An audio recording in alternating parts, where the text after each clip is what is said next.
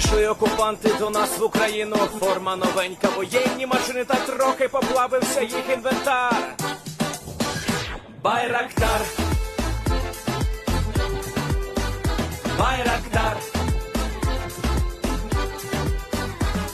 Російські танкісти сховались в кущі, щоб лаптем посьорбати довбані щі, та трохи у чах перегрівся навар.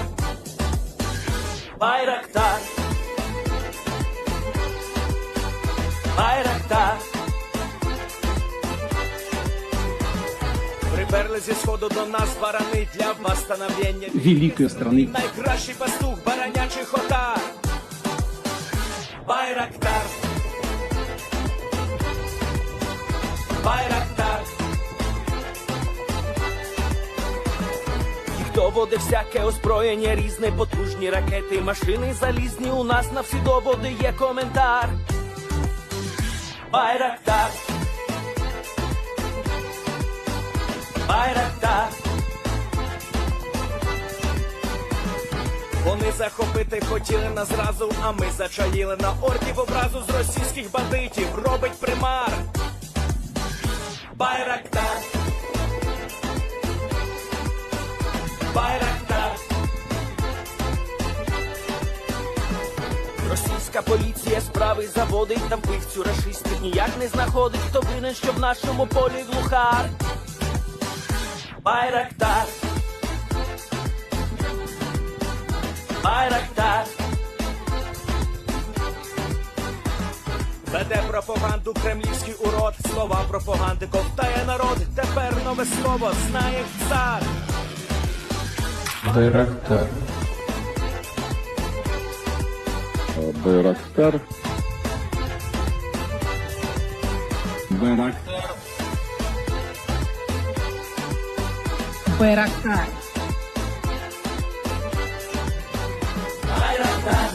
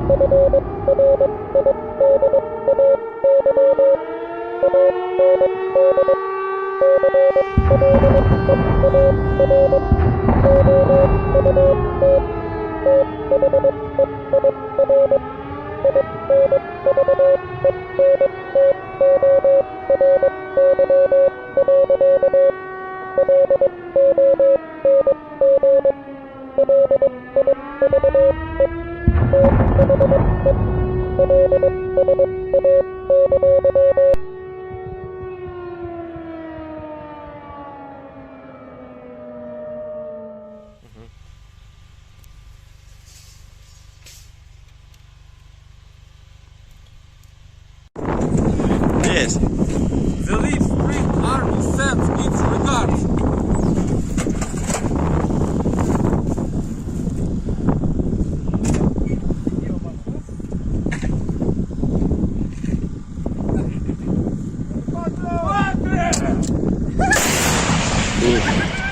Русский военный корабль. Предлагаю сложить оружие и сдаться.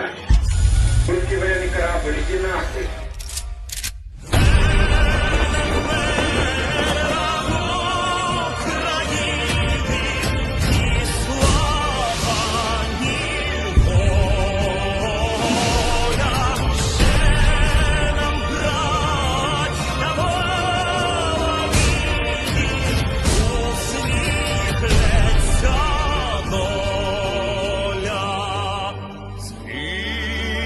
Наші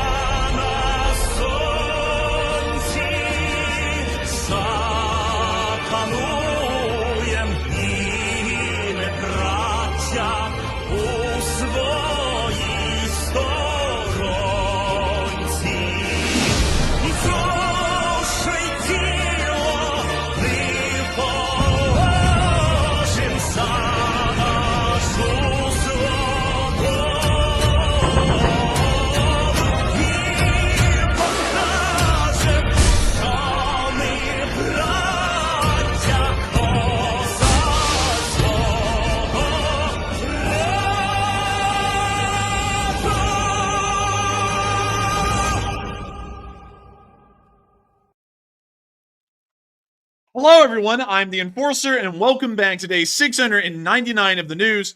We are going to be covering the past 48 hours of the news of the war in Ukraine, and we have massive news to cover, as the Russians have actually taken some of the highest record losses we've seen in some casualty categories. We've also seen that apparently opposition for Vladimir Putin may actually be high, because we're getting videos coming in from the far reaches of the Russian Federation showing that the popularity of some opposition candidates is actually somewhat high. We also have some minor details to cover, like the Russians now claiming that they have a land claim over the state of Alaska, amongst many other things. But there has been a lot going on over the past 48 hours. Really, honestly, huge things all the way around. And one of the largest things that we have seen is that the Ukrainians have obliterated the Russian artillerists and special equipment vehicles over the past 48 hours, specifically over the past 24 hours. It appears to be the case that Russian specialized forces have ended up being engaged near the front line at the city of Avdiivka and have ended up taking extraordinarily high losses, especially compared to the average on a day-to-day, week-to-week, month-to-month basis. We're going to be moving really quickly into the casualty report first tonight, because it's very important to lay out what we're going to be looking at over these next 24 to 48 hours of news coverage as far as the casualty report has gone.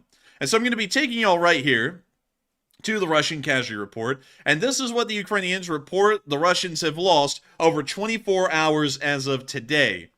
Probably the most impressive number on this entire list is a unbelievable 65 special equipment vehicles. Enforcer Matt would be proud.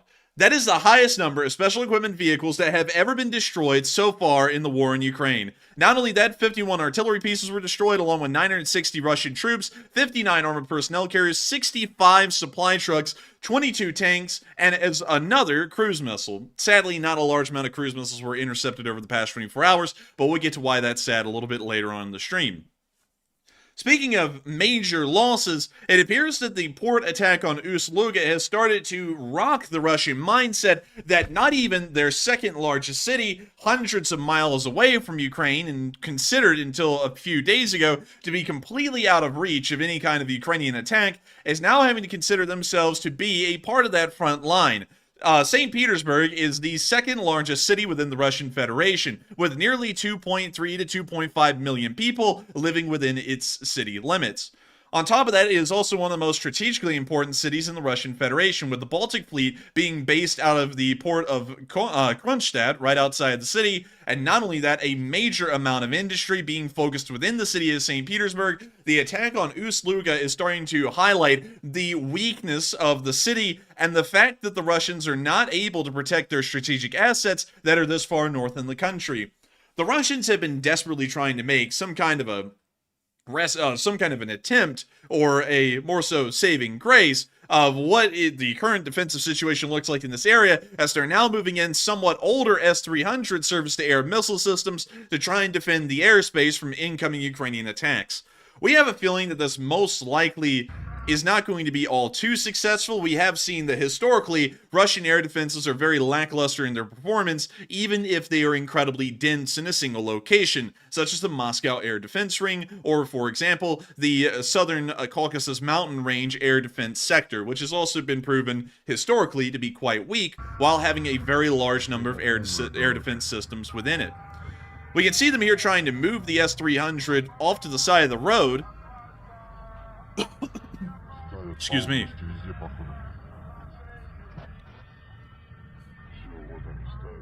О, все, вон из 300. Я служил по такой. Все, ставят по всей вокруг Питера. Так что, ребята, готовимся, блядь, к худшему, блядь.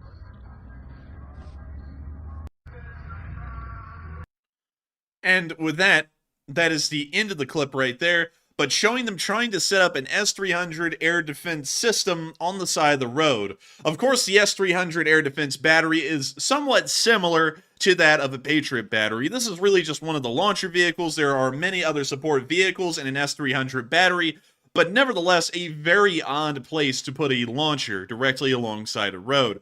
This could pose a lot of issues for firing, operating, and on top of that, it's not really an operationally secure location, considering this guy is just driving by in his daily commute, saw the thing, and then filmed it. But beyond that, one more important thing that we're starting to get from this is that the Russians are starting to desperately try and fortify the air defenses of St. Petersburg and the northern part of Russia near the Gulf of Finland after that attack on Ust-Luga. The fires have finally stopped burning, largely without assistance from the actual fire brigades that arrived on scene to put out the flames. It finally just ran out of oil to burn at Ust-Luga. So far, we have not been able to get any satellite pictures to show the severity of the damage to the port facilities, but based off of the ground reports and videos, we are able to assume that the damage to Ust-Luga has been wildly severe, and we'll be waiting to see if this port ever really recovers from such a level of damage. This was the major oil port for the entire northern area. In fact, this really is the harbor, or more so port, for any oil coming in and out of St. Petersburg, as the actual port facilities in St. Petersburg for the shipments of oil is actually quite small. This is the terminal at the St. Petersburg port for oil input and output, and we can see the one at Ust-Luga was considerably larger, and not only that, connected to the rail corridors that would lead towards major cities such as St. Petersburg and other cities further south. Beyond that, it is very interesting and very important to note that the Russians are trying to make those improvements. But moving on all the way out from St. Petersburg, while the Russian military is desperately trying to make improvements to protect their strategic sites and assets, it appears that many people in Russia may not actually be that happy with the Russian government, such as Vladimir Putin, and may even be looking to support opposition candidates if it's even at all possible.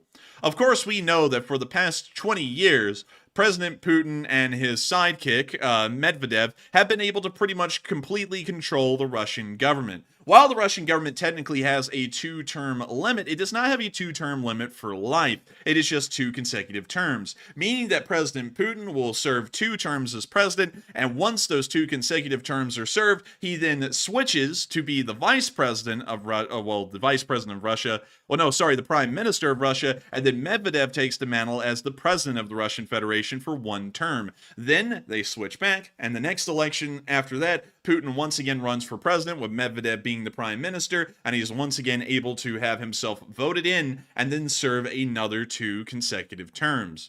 The Russians have been doing this ever since the beginning of this brand new millennium. And we can see that in the city of Yakutsk, at least on a small scale, in the very far eastern reaches of the Russian Federation, some citizens are showing that they have a disdain for President Putin. The temperature in this video, according to the caption, we were not able to verify the temperature at the time this video was made, which was today, was negative 43 degrees Celsius. Wildly cold. And we got to see that apparently people have been forming a line out here, although be it a little bit of a smaller one, to bear out the freezing cold and to try and make sure to sign their names so that way they can vote for the opposition candidate coming up in the next election.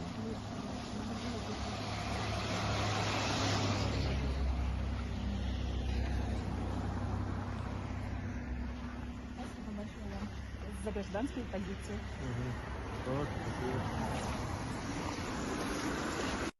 That's the end of the clip, and while being a very short one, and also the line being somewhat small in this video, it is showing that there is some kind of a dissent against the Russian government and Vladimir Putin. Many people have been bringing up the question of whether Vladimir Putin is wildly supported inside the Russian Federation, or anything for that matter about the Putin government. We've seen that the Wagner revolt of midsummer of 2023 was able to put a pretty big death nail into the coffin of the Russian government, almost driving it completely in and sending off any idea of Vladimir Putin lasting that long as a leader of Russia. Of course, that revolt didn't turn out to be successful, and Yevgeny Prigozhin would later be shot down by Russian air defense just north of Moscow and near the small town of Budovo. But beyond that, however, many people still question the legitimacy of Vladimir Putin's government and whether it would actually be able to survive a polling of public opinion.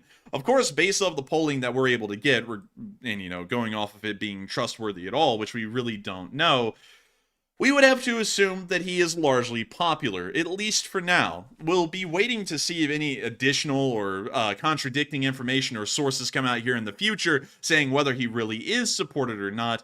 But at the moment, according to Radio Free Europe, it seems like a decent amount of the Russian population supports the war and also supports the Russian government as well.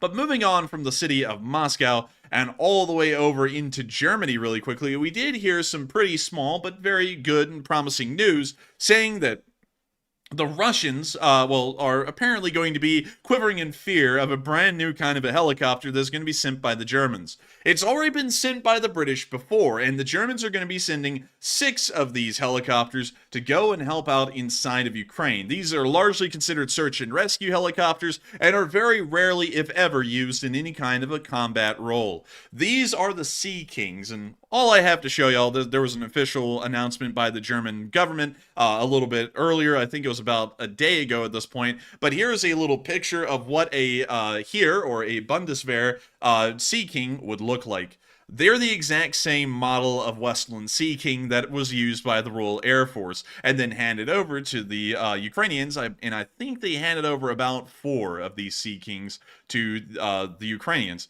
But beyond that, the Germans will be sending an additional 6. These 6 helicopters, while being a somewhat small donation, are still a massive contribution to Ukraine's helicopter and supply forces, allowing them a little bit more fluidity in their supply lines and also possibly transporting smaller amounts of troops from point A to point B. Although 6 Sea Kings isn't really going to be transporting a massive amount of troops. We're not going to be looking at company movements or battalion movements even being made. This is probably going to be just several platoons being transported from place to place if all 6 Sea Kings were used at the exact same time and in the exact same place. But beyond that, it is promising to see that the Germans are continuing to try and provide some vital support and war effort to the Ukrainians so that way they can try and keep the front lines going. But moving on from the German international news and on into those front lines near Ukraine, where we heard the highest losses of Russian forces were today, and particularly the special equipment vehicles, was in the area of Avdiivka. From what we've heard over the past 24 hours, fighting around the area of Stepove and Krasnoyarivka has been incredibly high. We've heard that Russian forces have once again attempted another breakthrough on the very northern flank of the battlefield, but it has turned out to be wildly unsuccessful. Once again, thanks to the 47th Brigade supporting brigades in the area of the battlefield, as well as the M2 and M3 Bradleys that the 47th Brigade has been able to levy against the Russians. Of course, very recently, famously taking out a T-90M main battle tank with just its 25mm autocannon. Over the past 24 hours, we've seen a similar story unfold, at least the best we could see. And we also heard that apparently the losses, at least according to a Ukrainian eyewitness account, have been so high that the Russians are actually using the corpses of their fallen as sandbags for their defense positions once they are pushed back off the field. The area that they're fighting over is actually quite small, and we can see here that it is really about 2.5 miles wide, at least the area that's being fought over, which is from the very northern end of the slag heap directly east of the railroad berms and about all the way up to the very end of this yellow field here. This little area is where the majority of the fighting in the Battle of Avdiivka is happening right now, as Russian forces garrisoned in Krasnoyarivka attempt to sally forth from the town and break through the railroad berm, thus taking Stepove. Stepove is supposed to be a stepping stone in the Russian doctrine, or more so grand strategy, for the Battle of Avdiivka to then move to Berdichi and Semenivka and hopefully attempt to cut off Ukrainian supply lines that are coming from the direction of Umanske and heading through Orlivka. With a Russian force inside of Semenivka, they would be able to bring fire on the major roadway that the Ukrainians are using for logistics and thus force a Ukrainian withdrawal from the city or a slow death of the defensive forces that are currently still holding the outskirts of Avdiivka away from Russian forces. This video here is a eyewitness account, once again, talking about that very important area of the battlefield and speaking to how badly things really are going for the Russian armed forces in this area at the moment. And so, without further ado, here's the clip. Of course, I'm going to be reading the subtitles, and so here we go. Everything is covered with corpses. They're using their dead like sandbags.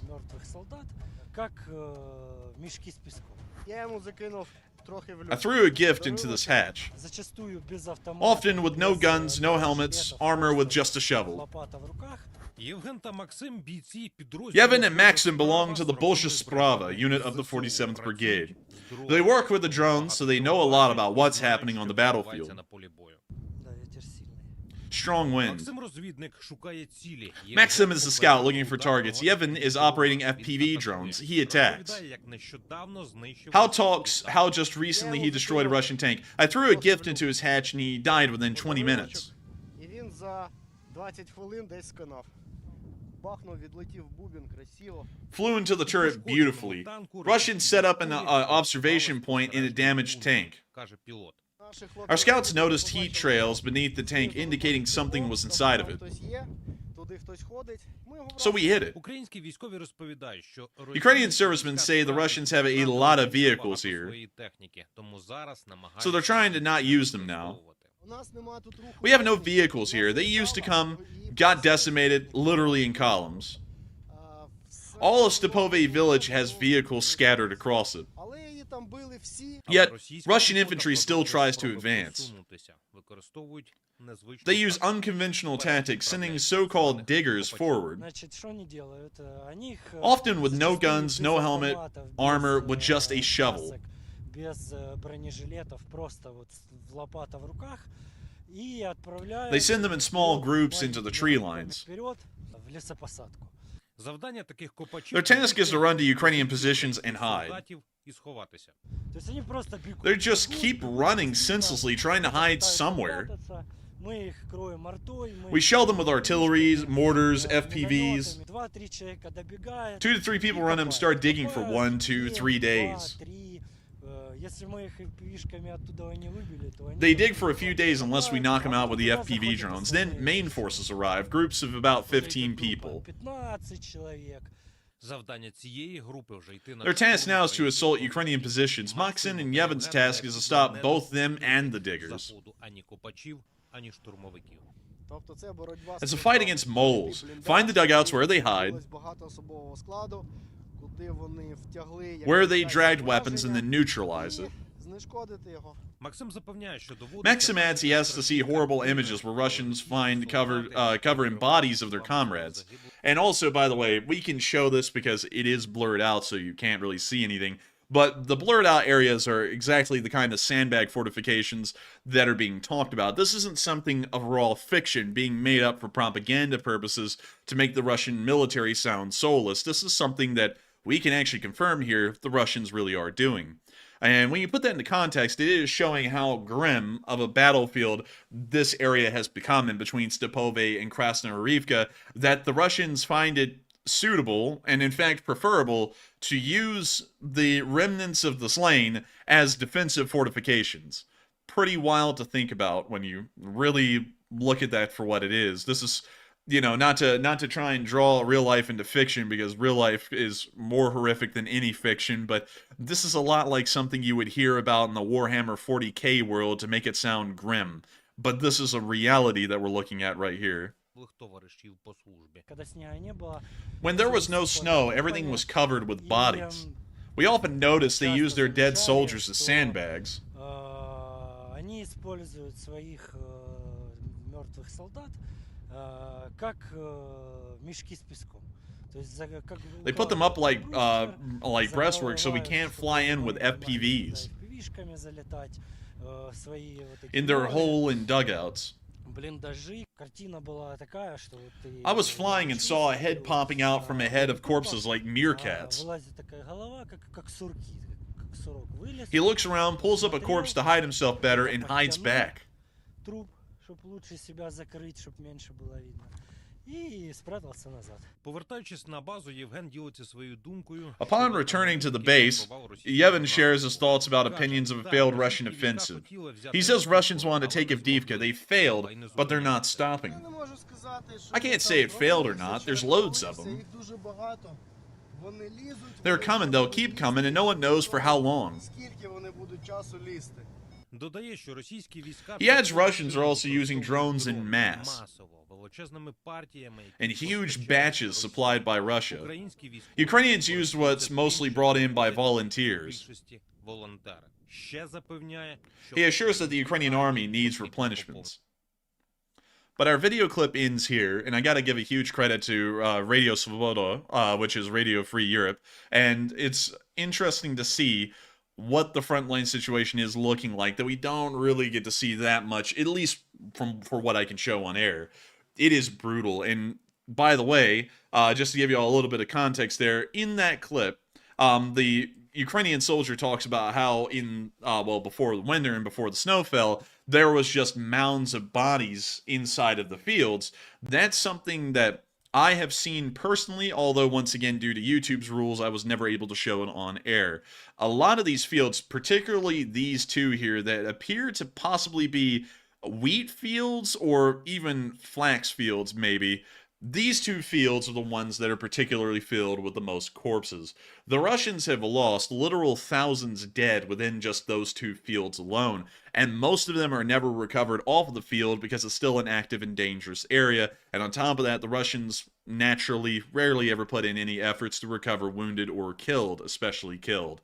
Because of that, these fields were littered with the dead, and we saw that as winter started to come around, there was really no recovery effort, and then once winter rolled through, the frost came, freezing them, and so none of them are decomposing. That's, I hate to put it that way in such a graphic form, but that's what we're actually seeing, is that none of the bodies are decomposing at this point.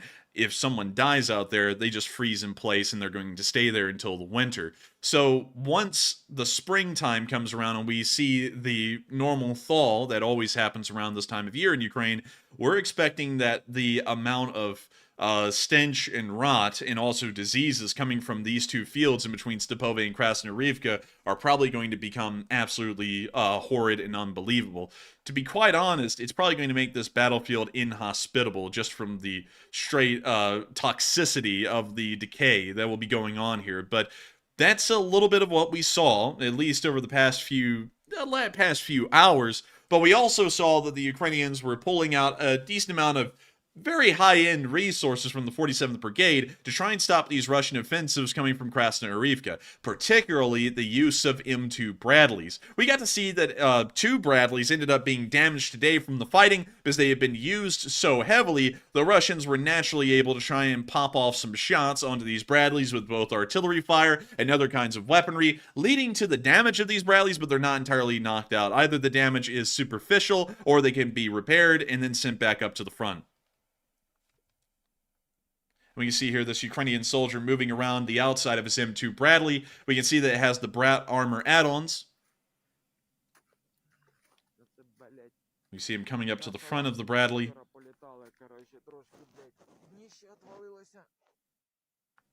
And it looks as though this Bradley is has lost its left track link. Or more so, has been detracked on the left side.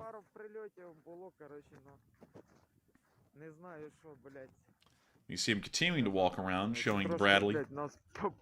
We can finally see some pretty serious shrapnel damage on this side, particularly towards the rear end side of the Brat armor additions to the direct back end of the turret. It appears that an artillery shell most likely exploded nearby, flinging shrapnel towards the Bradley, and I would assume heavily that the Brat armor probably helped to save this Bradley from any kind of minor or moderate damage that would have been caused from the shelling. We don't know when it got detracked, though.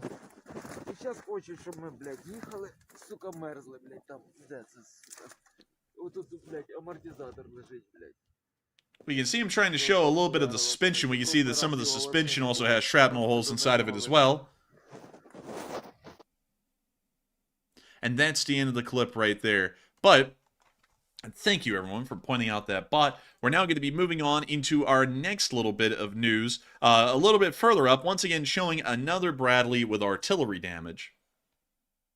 And also I'm going to be meaning this, but note it is a separate Bradley with different damage, but both Bradleys appear to have been minorly damaged from artillery fire. It appears that the Russians are not bringing up any kind of equipment at this point that can actually deal with the Bradley, such as a main battle tank within firing range, or an anti-tank guided missile, or an ATGM launcher, such as the Hornets. But we're seeing that these Bradleys are mostly getting targeted by Russian artillery.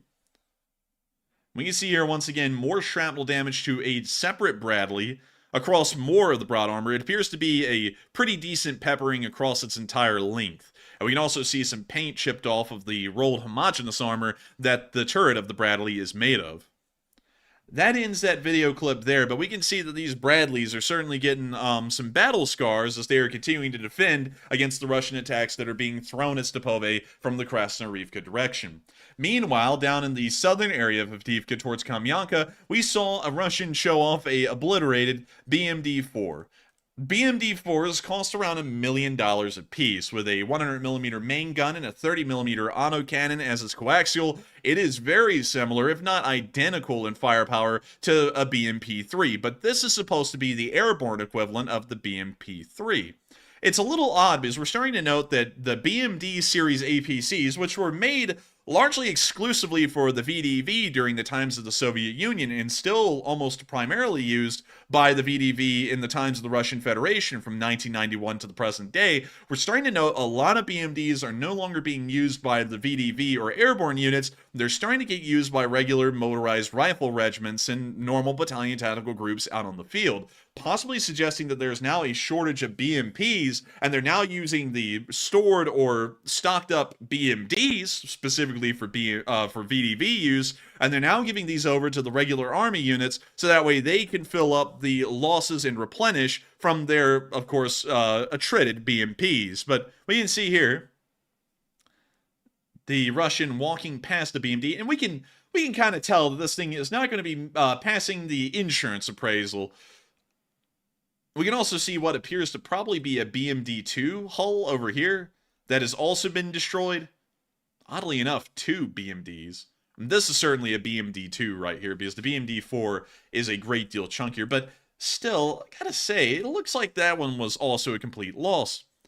The insurance is going to be writing that one off.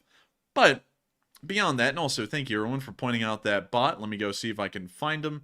And let me go through the chat real quick. Sorry, everyone. I want to make sure to try and take care of the bots as best as possible. And so let me go find this guy.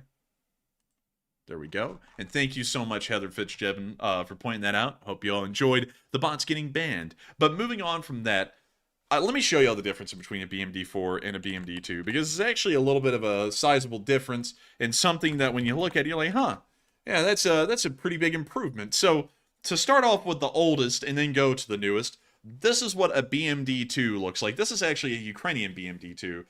It is the airborne BMP, pretty much. It's made to be a little bit lighter, has less armor, it is amphibious, and it also has the 30mm 2A42 autocannon that a BMP-2 would have, but in a much smaller turret and a much more compact APC. The premise behind the BMD-2 is that it was supposed to actually be dropped out of the back of an IL-76, so that way the airborne forces, like the Russian VDV or the Soviet VDV at the time, could have some kind of light armor support wherever they were dropped off. This wouldn't really work in reality because, of course, by the time that these APCs were being produced and put into doctrine in the late 70s and early 80s, it was pretty clear that an IL-76 would never survive flying over an enemy front line and dropping off these things. They would, of course, get shot down by surface-to-air missile sites, but nevertheless, these were produced for the airborne. The Russians in later times, particularly in the times of the Russian Federation, decided that they needed to upgrade the firepower of every one of their APCs, and thus they produced the BMP-3, which is completely different than the BMP-1 and 2 in pretty much every way, and then they also introduced the BMD-4.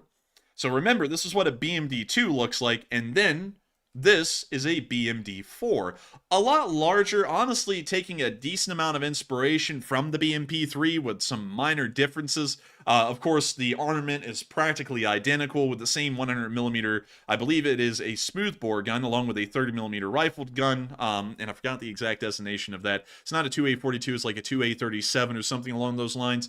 This thing is bringing a little bit more firepower, but once again, incredibly lightly armored, and we can see that it is so lightly armored it gets cracked open like a soda can once the ammunition cooks off inside. Overall, it is still weird, though, to see that these are now not being used by airborne forces. They're being used by regular army units that are fighting in the area of Avdiivka. And from the information we have, there are no VDV units fighting in the vicinity of Avdiivka at the moment, showing that apparently there must be some kind of a critical BMP shortage in the Russian army, and so they're bringing in BMD-2s as stopgap replacements. Moving on from that and into our next little bit of news at southern Avdiivka, we got to see the destruction of more Russian forces, but more so just a compilation or a montage montage of their destruction. We can see here a mass, at the very beginning clip, of destroyed Russian tanks in the middle of a field, and also a couple of BMPs mixed in. In that clip, it looks like 3 MBTs have been lost. Here, let's see, a BMP-2, and 2 main battle tanks. Sadly, can't really tell what kind they are.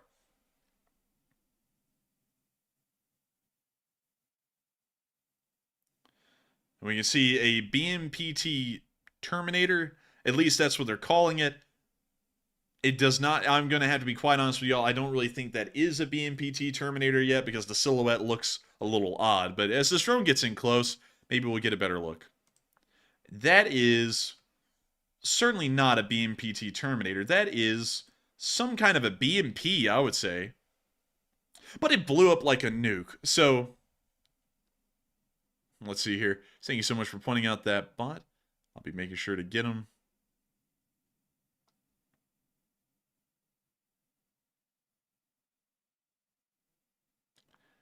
Let's see here.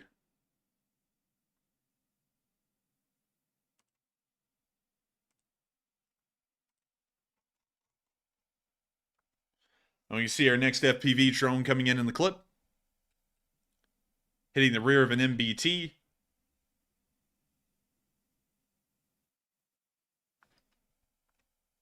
And toilet paper being sent up into the air. It's like confetti. But we can see the tank, of course, brewing up from the ammo cooking off inside.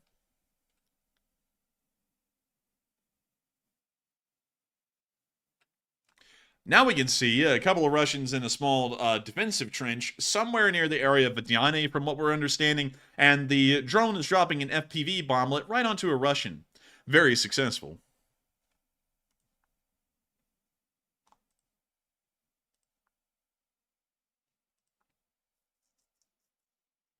We can now see this FPV drone coming in with clearly an RPG-7 strapped underneath into the side of this.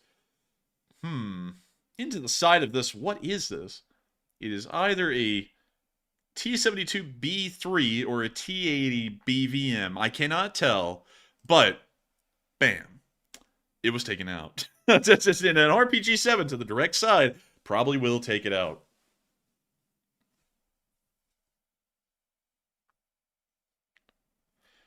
And we can see this FPV drone going straight into the upper front glacis of another main battle tank. You see this drone stalking a main battle tank as it's trying to move around the field.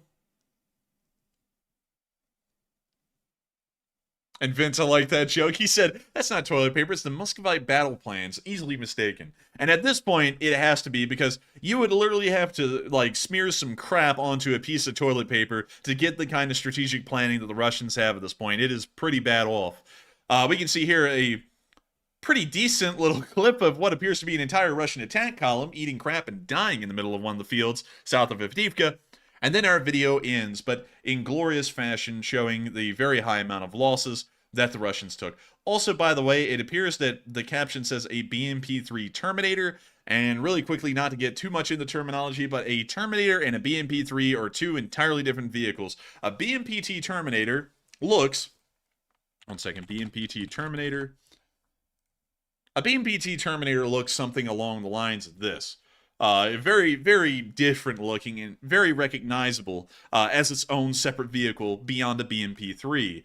It has, I believe, if I remember correctly, I can't actually remember these missiles. I believe they're Avdiivkas, although Avdiivkas are usually mounted on board helicopters of the Russian army whenever they're rarely used. And it also has 2 dual-mounted 2 A-42 autocannons. So overall, it's a pretty odd, like, support vehicle, I guess you can call it. It's also mounted onto the hull of a T-72. In later iterations, we're also mounted onto a T-14 Armada hull, although we've never seen those in service ever, period, so they may as well be fictitious. A BMP-3 is a very different looking animal. This is a BMP-3, so it's very hard to get a BMP-T Terminator and a BMP-3 mixed up, and I don't even think, if I remember correctly, the BMP-3 has a cool name. It's literally just a BMP-3.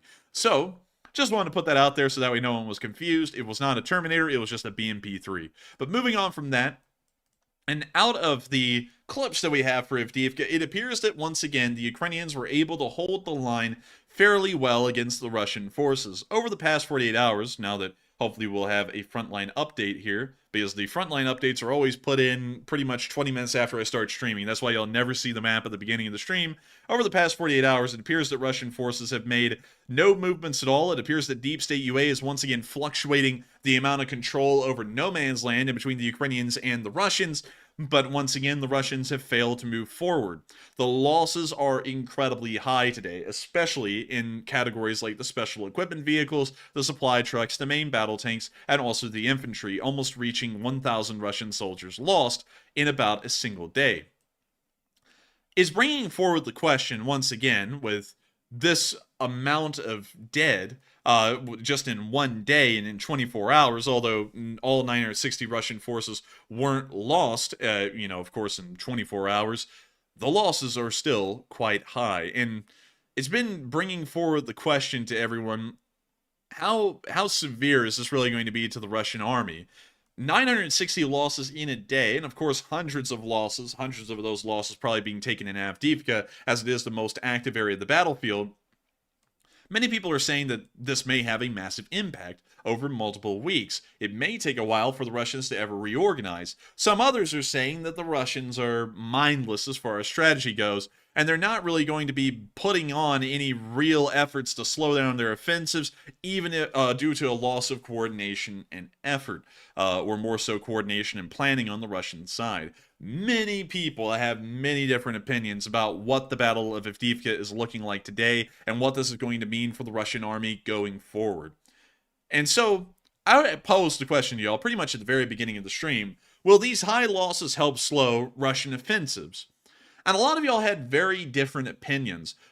The majority of y'all, although it's a little less than half, said that it'll probably be a very long-term impact from these high losses that were taken over the past 24 hours. About a quarter of y'all said that it will have an impact, but it'll only last for a short time. A very small amount of people said that it really depends on the next few days and what those next few days hold, and then that may have a massive impact on the Russian offenses, or it may not. It really depends on those next few days. And then another quarter of y'all said that this won't really affect the Russian army at all, and the Russian army will continue on the same way they have for nearly 699 days at this point. A lot of different opinions here, and each one of them is as reasonable as the last. Of course, it being high losses the way they are, it could have a pretty big impact on Russian offensive planning, or more so, the implementation of Russia's offensive strategy. We have seen that in the past in the Battle of Avdiivka, where single high-loss days have led to a strategic pause for the Russian military while they tried to regroup and reorganize, but those have been quite rare, and usually were on days where the armor losses were incredibly high, not the special equipment, artillery, or infantry losses. So it is plausible that this could be a long-term impact, just based off of the overall losses, particularly in the infantry category, almost reaching 1,000 over the entirety of the front, and also the fact that they lost 65 special equipment vehicles, which was pretty wild.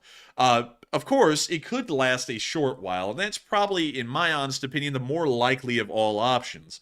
Yes, these losses will have to have an impact on the Russian military in that area, but it probably will not last that long. It'll probably last several days before they reorganize once again and start conducting their offensives through the area of Krasnoyarivka.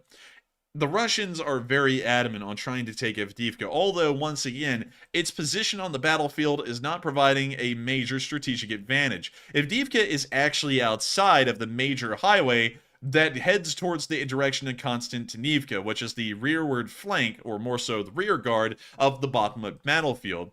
To be able to reach that area, all the Russians would really have to do is focus their offensive on taking the remainder of this highway, possibly pushing the Ukrainians a little bit farther out of town, maybe a quarter of the way out, and then they could pretty much use the highway however they wish, although it would still be under the threat of heavy artillery fire. That would still be a major risk for them.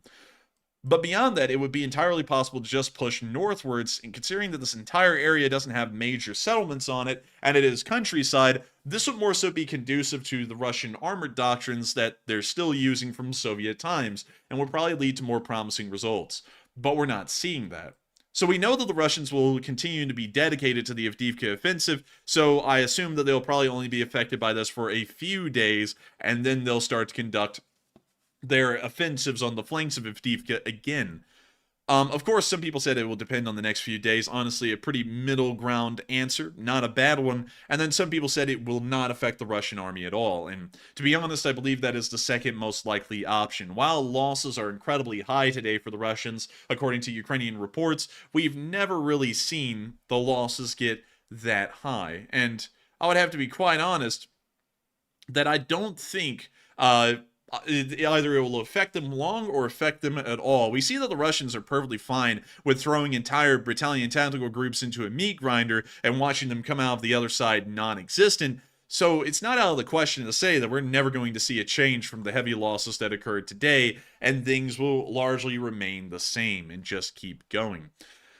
But with that, I hope that does address that quite well, because it's a very interesting question to ask oneself.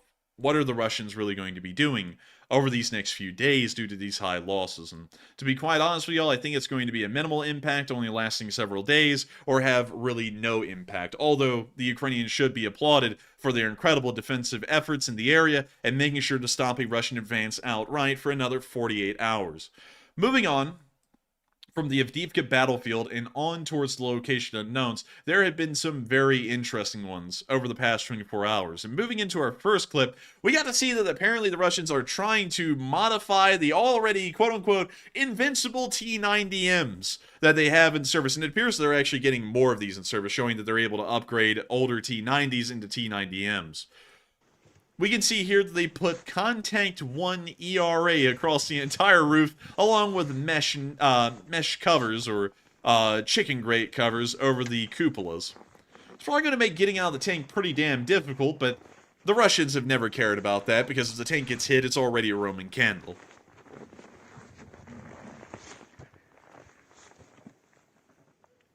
I would not want to be in that tank. That's the end of that clip. But what a what a tough upgrade. I mean, you go from, you know, if the tank gets hit, it's going to explode like a Roman candle, to now, if the tank gets hit, it's going to explode like a Roman candle, but you can't even try and climb out of the cupola because now there's a grate covering it, and there's also Contact 1 ERA tiles all over the top of the tank's turret, meaning that if it gets hit directly on top, it's going to blow up like hell and back. And I don't really know. You know, we'll have to see. And honestly, this is up to question, but can the roof of a T-72 or a T-90 series main battle tank even withstand the actual explosive force of a Contact 1 blowing up on top of it? Because from what we know, the T-72 and the T-90's roof armor is pretty damn thin. I mean, it is very thin. Some of the thinnest out there that we know of. And so I'm kind of wondering, is this able to even survive the explosion of an ERA tile up there? Because I'm having a feeling it probably can't. But we'll wait and see when this thing gets hit by an FPV drone. Does it survive, or does it not? But we're going to be moving on from that little bit of location unknowns, and moving on to our next one, where we got to see some clips of the 2nd Brigade in training. This is it's not the 2nd Brigade, it's the 2nd Battalion of the Special Assignment Donbass. We can see them training here with what appears to be modified AK-74Ms as they're trying to figure out how to do some trench clearing. We can also see an AK-12 right here. Really interesting rifle, because it's really just a modified AK-74, but still pretty cool overall. We can see it once again here in this picture, and it looks like the Ukrainians are once again heavily emphasizing trench clearing tactics for their forces. Of course, trench battles have become synonymous with the Ukrainian war, much like it was for the First World War, and we are seeing that the Ukrainians are really putting a lot of emphasis on trying to create stormtrooper units. Pretty much the exact same as the German philosophy of Sostropen in the First World War, which is the German word for stormtroopers. Stormtroopers in the First World War were special-made units entirely focused around the concept of trench raiding and trench warfare. It is something that you really have to specially train a unit for. Room clearing and really building clearing is a completely different doctrine than trench clearing. Trenches are an entirely different environment than that of the open fields or the urban cities, and so the units that fight over trenches have to really be specially trained for that. And it looks like they're really, really working hard on trying to make every unit a stormtrooper unit, as it's really important for the doctrine and also the ongoing of the war for the Ukrainians at this point. But moving on from that little bit of location unknown news and moving on into the next one, we can also see an FPV drone hitting a Russian tank. And also TS, of course, made the joke I knew was coming. Stormtroopers are also in Star Wars, and they can't shoot worth a damn. But I'm going to show y'all this because this is a Russian tank we're looking at on the FPV footage. And this tank is firing in an indirect role, so it's kind of being used as an artillery piece meant to fire at something maybe a mile or two or several miles away. It fires the gun, and somehow a Ukrainian FPV drone flew directly in the path of the shell and ended up eating the HE shell, blowing up in air. Here's the clip.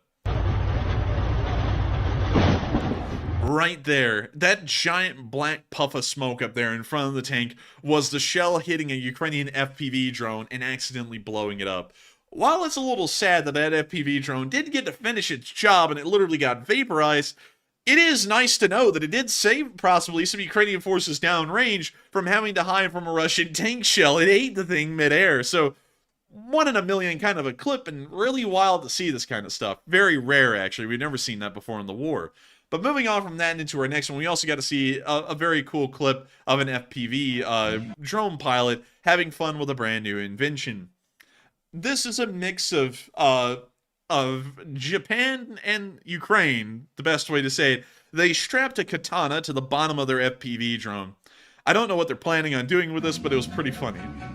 Also, I'm going to have to be muting the music because I bet it's copyright. And we see the katana strapped to the bottom of the drone, and y'all know what's about to happen. They're about to fly this thing around.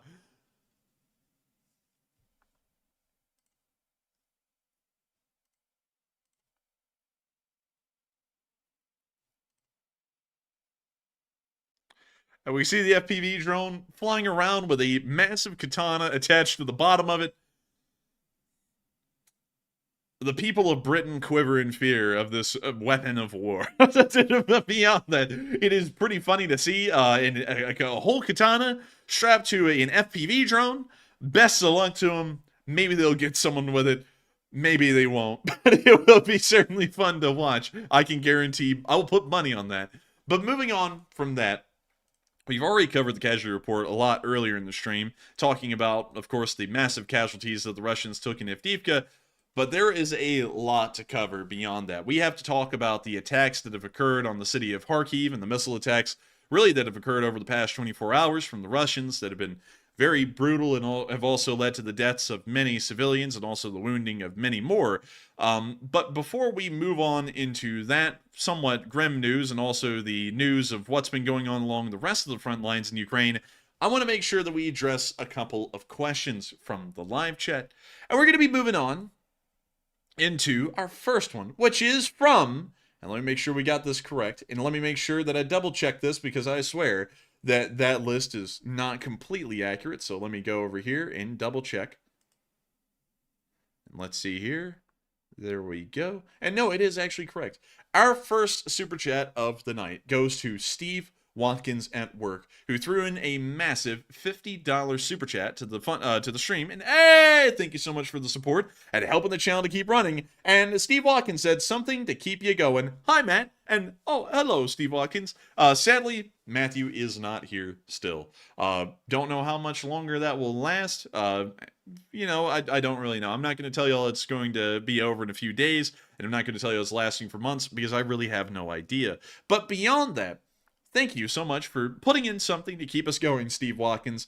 I know so many people hear the speech, but I have to say it because if I don't, people may not realize it, but the stream is ad-free, and it's also sponsor-free. Y'all will notice that we've never gave a quick moment to a sponsor here on these live streams, and y'all have never had to watch an ad by our own will on these streams. Of course, if they get copyrighted, an ad will run the next day if you watch them, and for that, I'm sorry. That's why we are so adamant about trying to avoid copyrights here. But beyond that, I thank you, Steve Watkins, for supporting the channel and helping us to keep this thing running, because it is entirely viewer-supported.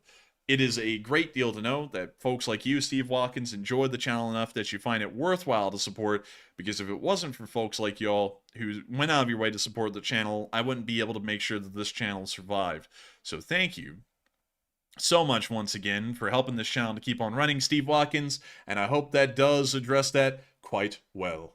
And with that, we are moving on into our next one, which is from Norman Olsen, who threw in a 25, and this is his third super chat in the history of the channel. He said, "Keep on trucking, Enforcer," and I thank you for that, Norman Olsen, and I will keep on trucking. So many people have asked, why are you going under the extra burden of running this thing entirely on your own? Why not take some days off? Why not cut down the amount of streams I'm running every week? And the reason why is because I care about Ukraine and I care about this audience. It means a great deal to me what this channel has been able to do, raising $1.4 million. We raised another $4.7 thousand just this Sunday for Razum for Ukraine. We have been doing amazing and incredible work. And I gotta say, it's a huge thing. It's an amazing thing to know that so many people on here have been all behind this channel the entire time. Y'all have made it possible for all of us to look back on a channel that still continues to keep the fires burning 700 days later. Tomorrow is going to be the 700th day. Y'all have been able to keep the fires burning behind the scenes of this channel and in the main scenes of this channel and those fundraisers to make everything possible. It is truly a blessing, a straight up miracle that this channel has been able to run for so long. And I gotta say, I hope y'all look at this channel and pat y'all selves on the back. Y'all need a massive amount of thanks for making this possible. Y'all are the ones who truly made everything possible so far. It wasn't me, you know, and of course a lot of people would go, well, your work ethic is really high. It may be, but my work ethic would not be able to be as resolute and as high as it was without the support of everyone here on the channel that have been super chatting to this channel and helping to keep running. And Norman, you are one of those people. Steve Watkins at work, you're one of those people. Mark the Kinetic Possum is one of those people. BC Skyman is one of those people. Walter A. Lakota is one of those people. Hal Rose. There's so many people. It's an endless list, an inexhaustible list of people who have made this thing possible. And I've got to say, once again, every one of y'all has made this channel what it is, and y'all are the ones who helped keep the flame alive that keeps this channel running. And so thank you so much, Norman, for fueling the flames that will keep this channel alive another day. And so thank you so much once again for the support and helping this channel to keep on running, Norman, because if it wasn't for folks like you, we wouldn't be able to keep this thing running. And so thank you so much once again, and I hope that does address that well. And with that, we are now going to be moving on to the final question of this segment, which goes to Robert Nicholson. I'm actually going to be addressing both of his at the same time here, but he threw in two 20 Canadian dollar super chats. And I got to thank you so much for both of those. And in the first one, he said, I hope Enforcer Matt is okay. And yes, he is, Robert Nicholson. He's doing A-okay. He's not doing that bad. He's chilling. And he is actually having a much better time taking off from the stream. And that's why I don't really want to give you all a clear answer, because to be quite honest with y'all, at this point, I'm not really sure if Matthew is ever going to return to the channel, because it seems as though he is a lot happier just focusing on law school alone instead of being incredibly stressed out with two separate things, both doing this and also focusing on law school. There's a lot of time and effort that has to be put into both of them, and it seems as though he is making sure to prioritize law school. Probably, honestly, a really smart move.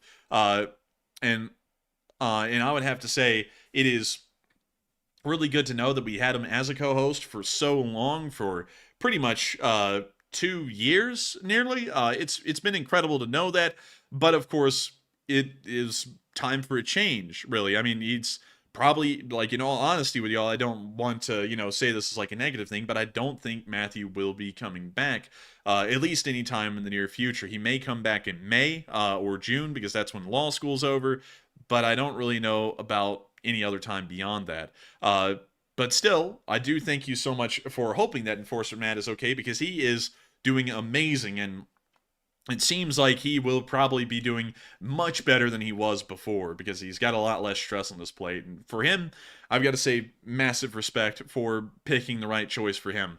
Of course, The right choice for me isn't as easy as of one to make. I have to pick in between two things that must be done. I have to pick in between this channel, which must be done, and I also have to pick the news for Ukraine, which also must be done.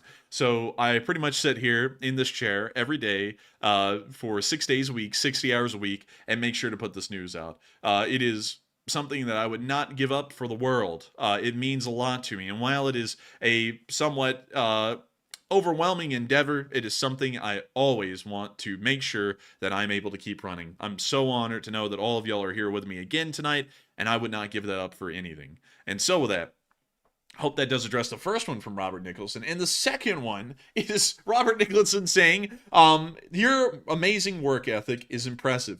And thank you for that. I always find it great to know that people do appreciate the amount of work that goes into this channel. It means a lot that people do appreciate it, because I put in a lot of time and effort every single day into making this thing possible and keeping it running. It just means a great deal to me. And I got to thank you so much, Robert Nicholson, for the kind words and the support to the channel, because you're not only helping me to make it run, you're helping me to make sure that I can put my work ethic towards something that can actually sustain me. And so thank you so much once again. And I hope that does address that well, Robert, both of those super chats. And thank you so much once again to all three of y'all, Steve, Watkins, Norman, and Robert, for making this channel possible and helping it to keep running. And I thank everyone else who has thrown in super chat so far for helping the channel to keep rolling as well. Of course, I'll be getting to everyone's super chat by the end of the night. I just have to remind everyone that, because some people think I'm only getting to 3. No, I will get to all of them. Even if you throw in a $1 super chat, I will make sure to address it and thank you. And I'll also address anything that you attach to it as well. But just wanted to put that out there just in case you're like, hey, wait a minute, you didn't get to mine. Don't worry, I will. It just will be a little bit later on in the stream. And so, with that, we are on to the next one, which is inside of the city of Kharkiv. Some of y'all may have heard about this, and I didn't really put a lot of news down on this tonight because it is a little bit unfortunate and somewhat sad, but I made sure to put down the most shocking clip that we saw from the previous Russian missile attack. Sadly, Ukrainian air defense appears to have dropped the ball, and a large amount of Russian missiles were able to make it through the air defense perimeters, hitting the cities of Kharkiv, Kyiv, and many other major cities throughout the area of Ukraine, including some minor ones near the direction of Kherson. The damage has been very significant, and the civilian casualties have been fairly high as well. It's been a very sad sight to see, and I'm going to be showing you one of the most shocking clips showing a Russian Kh-101 cruise missile slamming into the bottom of a residential block. Here's the clip.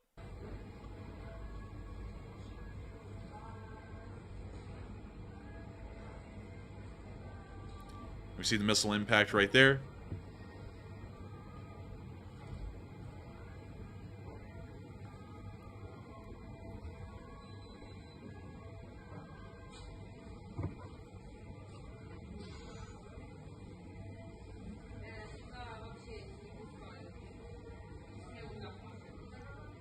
We now see the smoke dissipating, but the damage was severe. We've been getting reports that there have been Ukrainian civilians killed across the entirety of the country from these recent attacks, and also a very high amount of wounded. That's the end of that clip, but once again showing the reason why the Ukrainians continue to fight against the Russian army.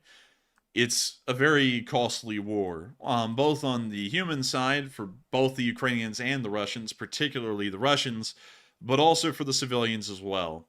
Attacks like these very rarely succeed these days. The Ukrainians are usually able to shoot down these incoming missiles before they actually do any major damage. But I remember way back in the day, at the train station at Kramatorsk, and this is something that still sticks with me to this day to share a story with y'all that I don't really get to talk about much, but it's something that scarred my mind to this day.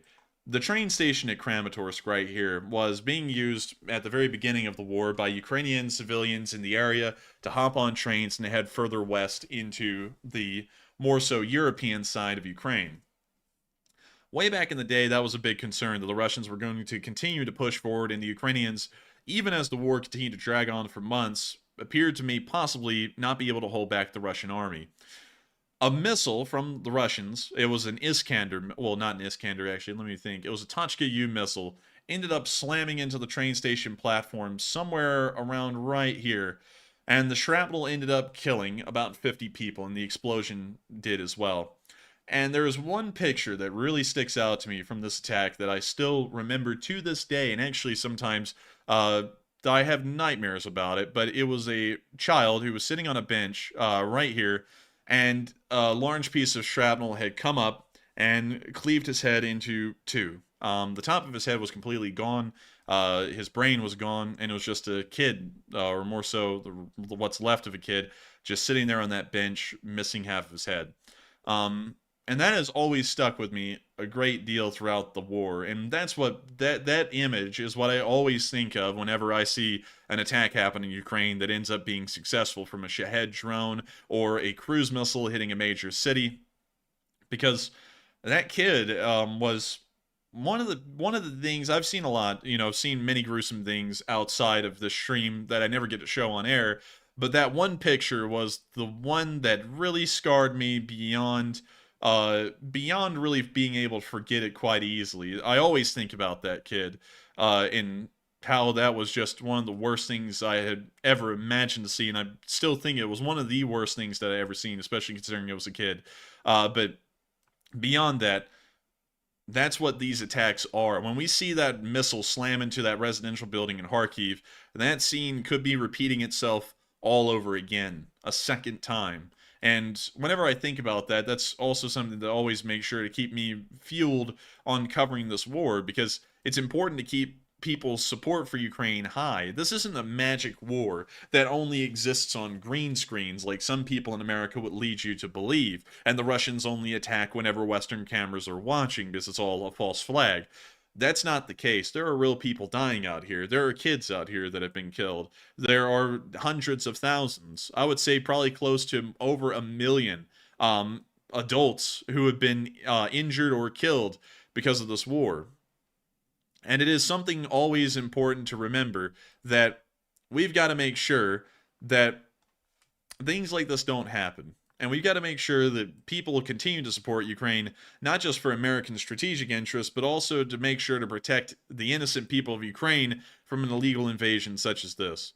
But moving on from that news in Kharkiv and a little bit of a personal story of my own, we're now going to be moving on into our next little bit of news, where we got to see one of the Russian special equipment vehicles getting destroyed today. This was a Russian excavator being used near the border area that was hit and destroyed by an FPV drone.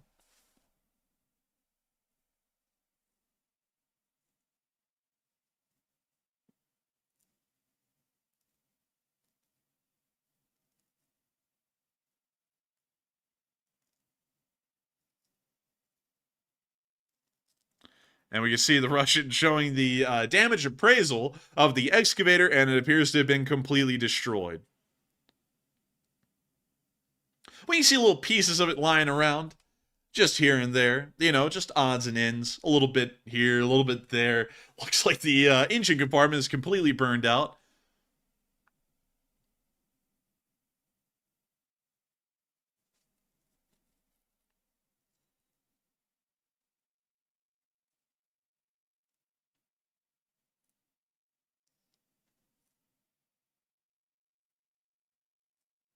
And we see some kind of a red stick on the ground. I don't really know what that is.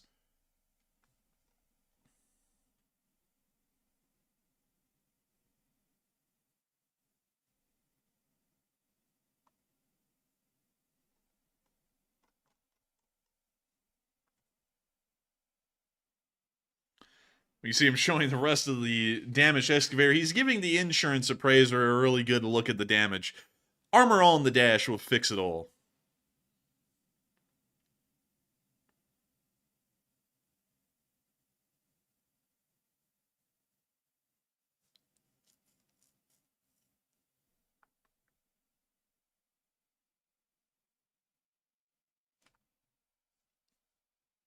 You see him continuing to walk around and show the damage to the excavator. It looks like he's actually going to climb into the cab to show off where the FPV drone may have hit. It looks like it may have actually hit right by the driver's compartment.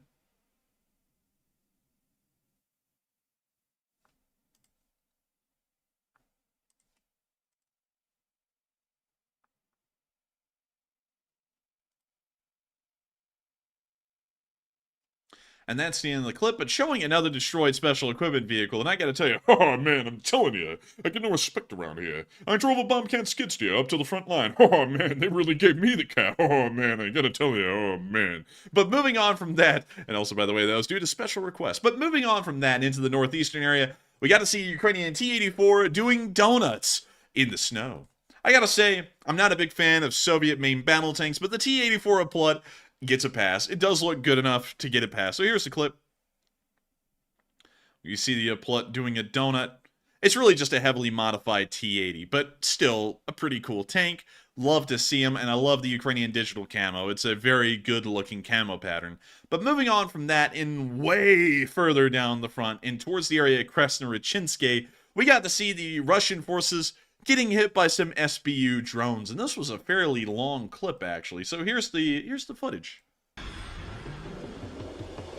We can see a bomblet slamming onto the back of this Russian tank here. We can see another bomblet slamming onto the front of a Russian tank right there.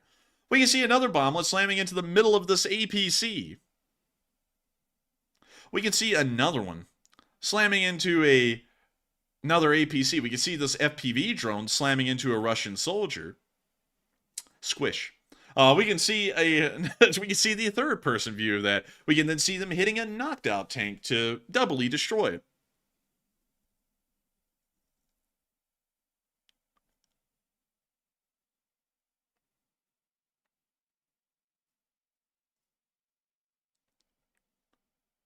We see the Russians hanging out in this little dugout, and now we can see they're not hanging out.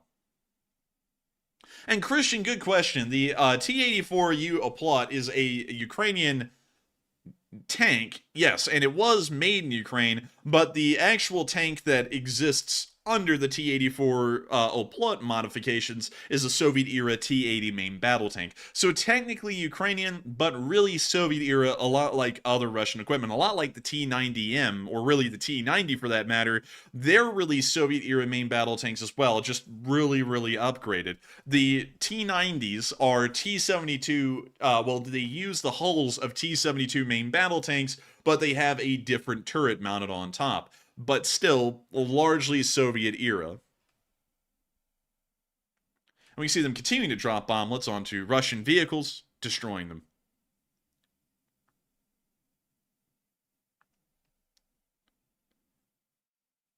And that's the end of the clip right there. But very good to see that the Ukrainian SBU was able to knock out a decent amount of Russian forces. Speaking of which, in Krasnoyarsk, we got to see a brief little look at some Brazilian volunteers. We've seen these guys here and there. They're not that common or that popular, or at least on like the picture side of things, but they are in the area of the Cremena Forest. And we got to see a picture of the Brazilian volunteers today. Of course, a huge shout out to those soldiers, well, those volunteers from Brazil who were fighting for the right side in the conflict, and of course fighting for the West, or in Western strategic interests. Moving on from that and into the area of the Seversky Donets River, we also got to see a Russian UR-77 Meteorite conducting some friendly fire. Don't y'all love to see a mine charge laid out on top of Russian forces and detonated on them? I do. Check it out. I'm going to be muting the jazz music, but we can see the Russian Meteorite preparing to fire its mine-clearing charge. And any second now, it'll go off.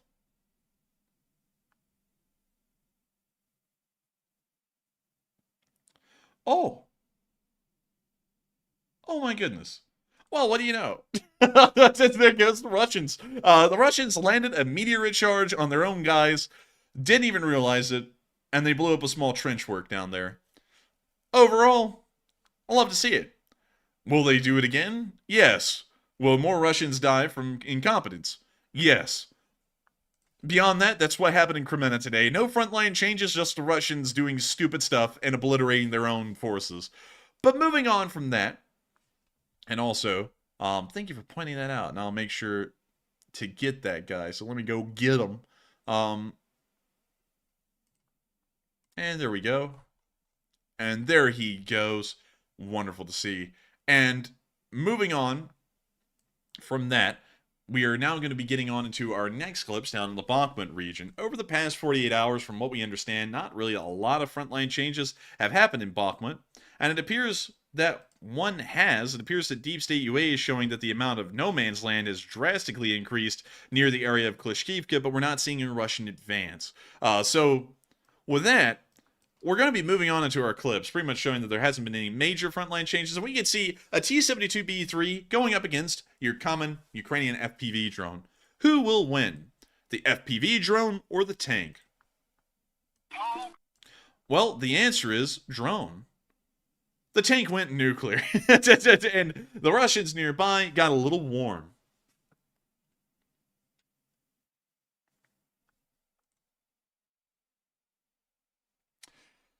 Mad respect to those Ukrainians who ended up blowing up a T-72B3 like some kind of a fireball. And moving on from that, and on into our next clip. And also, really quickly, everyone, do not slow the chat for anything. Keep talking all y'all want. I love to see y'all over there talking about what y'all want to talk about. What's going on in the war? What's going on out there in the world? There's a lot going on down there near Yemen right now. And also, really in the Middle East as a whole. Talk about anything, we'll just make sure not to talk about politics, though. That is one rule of the channel. But beyond that, don't slow the chat for nothing. Just let me know who the bot is. I'll go through and clear him out. And then the stream will just keep on going as it was. No disturbances, no slowing at all. The Lee Spring Army doesn't stop for nothing. But moving on into our next clip, we also got to see a video that United 24 made about Farsh, who was the commander of the 3rd Assault Brigade until his passing. A very influential person as far as modern Ukrainian strategy and doctrine went. He was a major part of the development of the stormtrooper doctrines that the Ukrainians are using today, and those were largely brought about by the 3rd Brigade under his command. A very important figure. But here is the video that United 24 made in honor of the legendary fighter.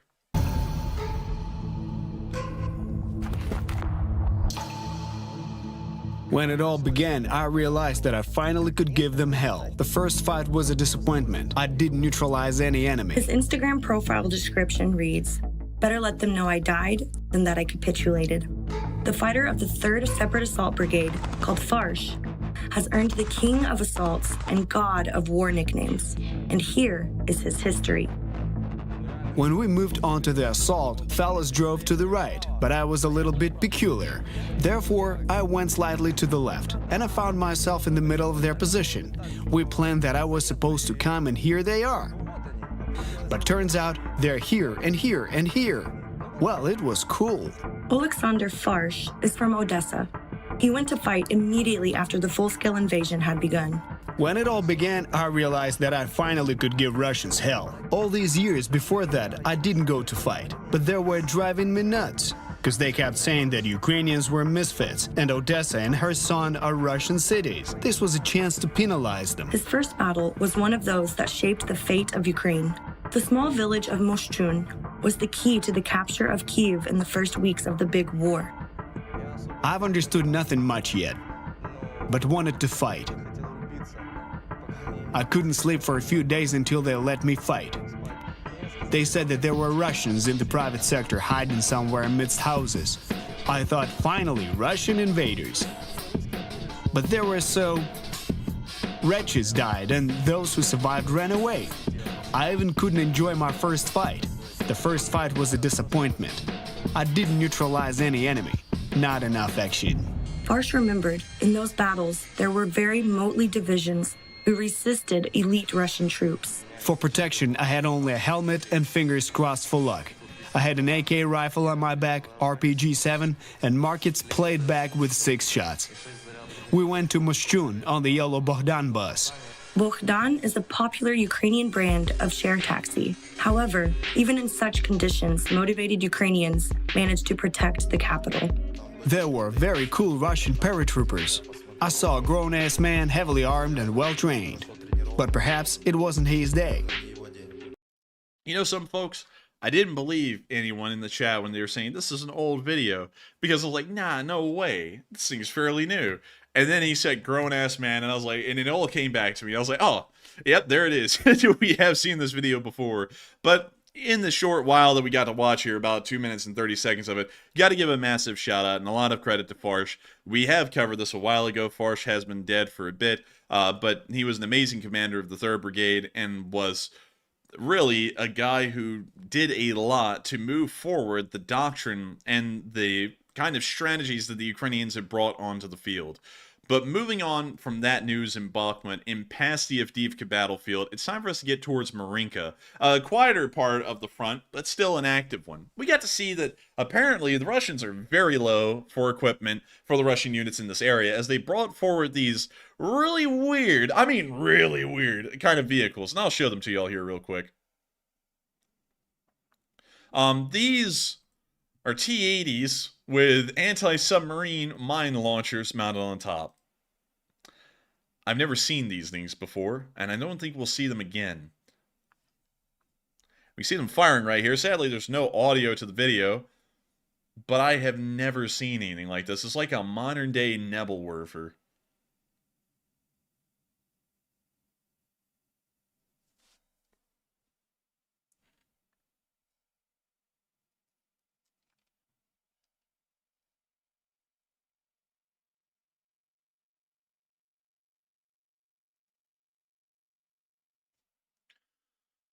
We see it firing some more. I gotta tell you, I don't really know what to think of these things because they're pretty stupid.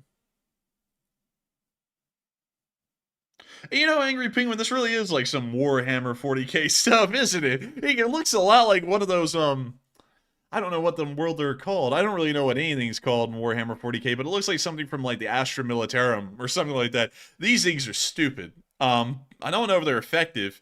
I would assume they're probably not, but weird. I mean, weird. It's the weirdest thing ever. But moving on from that, and if a little bit further down the lines and towards Novomikhailivka, we got to see it destroy T-62. Now, a lot of people never believed that these things were going to be used a lot in frontline service, but apparently for some Russian units, like the ones at Novomikhailivka, they're using T-62s legitimately. This is a what we are going to dub the T-62BV, because it has an incredibly high amount of Contact 1 ERA tiles on it. It looks a lot like a BV layout, a lot like you would see on a T-80 BV or any other kind of a BV variant main battle tank from the Soviet Union. Pretty bizarre. I mean, the thing got knocked to hell and back from whatever hit it. I mean, it's blasted, but it's wild. It's insane to think they're using technology from the literal 1960s at this point in the war, because they're so critically low on other kinds of modern main battle tanks, and the few that they have, they're prioritizing them to send to certain areas of the front, like Krinky or Avdiivka. And we're not seeing a lot of modern tanks anymore anywhere else. In fact, we're seeing a lot of incredibly dated tanks like this one, and I would have to say that it died a death that it deserved. It died the death of about a 60-year-old tank. But moving on from that and out of the area, it's time for us to move towards the area of Robotny. It's been such a quiet area of the front that it's almost gone completely unnoticed and hardly mentioned since the end of the summer offensive of 2023. But in this first clip here, we got to see a little picture of a Ukrainian Challenger 2 hanging out in the field, and I have a feeling that this picture probably came from late October or November of 2023. It does not look to be a very recent picture, but we rarely ever get to see Challenger 2s, and so any picture is a good picture, and really cool to see them. There's only 13 of these that are in Ukrainian service at the moment, and from what we know, they aren't really used on the front that much. They're kind of held in reserve, waiting for a time that they need to be sprung forward, so overall, really cool to see one. But moving on to our next little clip, we also got to see a HIMARS firing. And these are really cool. The M142 HIMARS is an incredibly amazing system. I'm going to have to mute it because of the audio, but we can see here the HIMARS set up on the street, and we're about to see them laying out Russians on the street.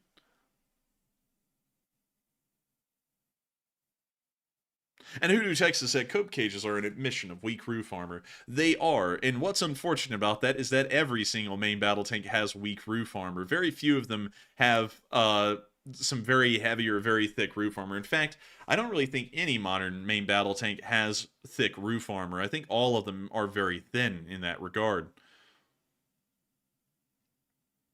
But we see the HIMARS now packing up and getting ready to move, and it's already on the way after firing.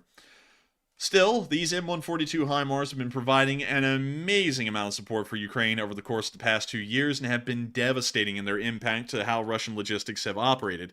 way back in the beginning of the war, when the HIMARS first arrived, that summer, or more so the later part of that summer, was known as the pogrom of supply caches by the Russians. It is a time in Russian war history where every single supply depot pretty much got obliterated over the course of a few months by these things. And that meant that the Russians had to push their supply lines way farther back behind their front. And also that meant that if they wanted to keep the supplies near the front lines, they had to greatly disperse them. So that way the effect of the HIMARS attacks would be less prominent, but once again making their supply lines a lot less efficient.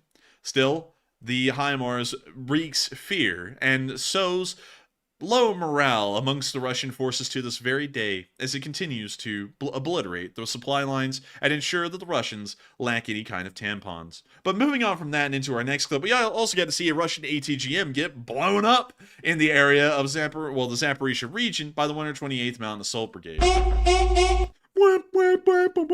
But we can see them dropping a bomblet onto this ATGM position and getting it.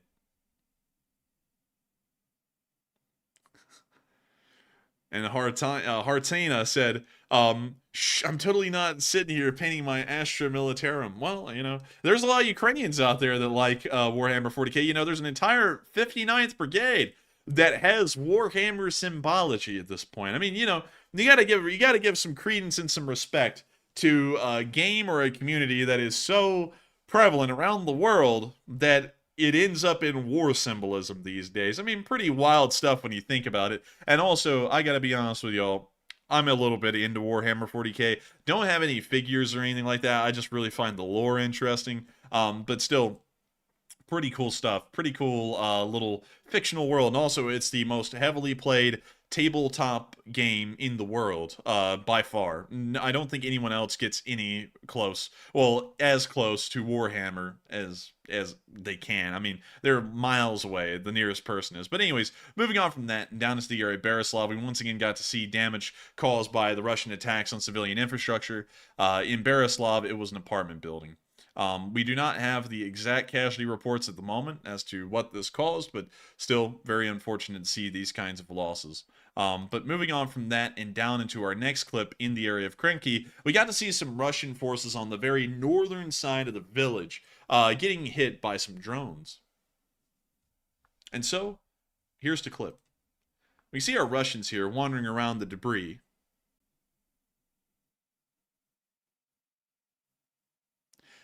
And a bike and his boy said, Warhammer, where I go to get my classified documents. That's Warhammer. That's War Thunder. War Thunder, man. If you see anyone on War Thunder say, hey, I think the frontal armor of the Abrams is inaccurate, don't argue with them, because I'm sure that they are working for the Department of Defense and they actually have the files showing the front armor of the Abrams, classified and everything.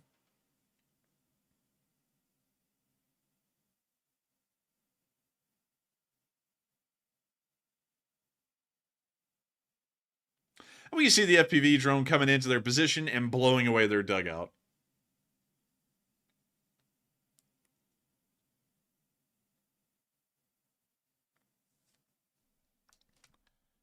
And we now see the clip repeating, but showing us a little bit of what went on in the area. The area was relatively quiet. We think that both sides may have taken a small break from the fighting, maybe due to inclement weather or bad conditions. We're not entirely sure which one it would be, but still, the fighting has been somewhat quieter in this area. But moving on from that and down into Sevastopol, we also got to see that satellite imagery showed that there was a small collision of freighter ships inside of the port of Sevastopol. These two ships here, let's see here.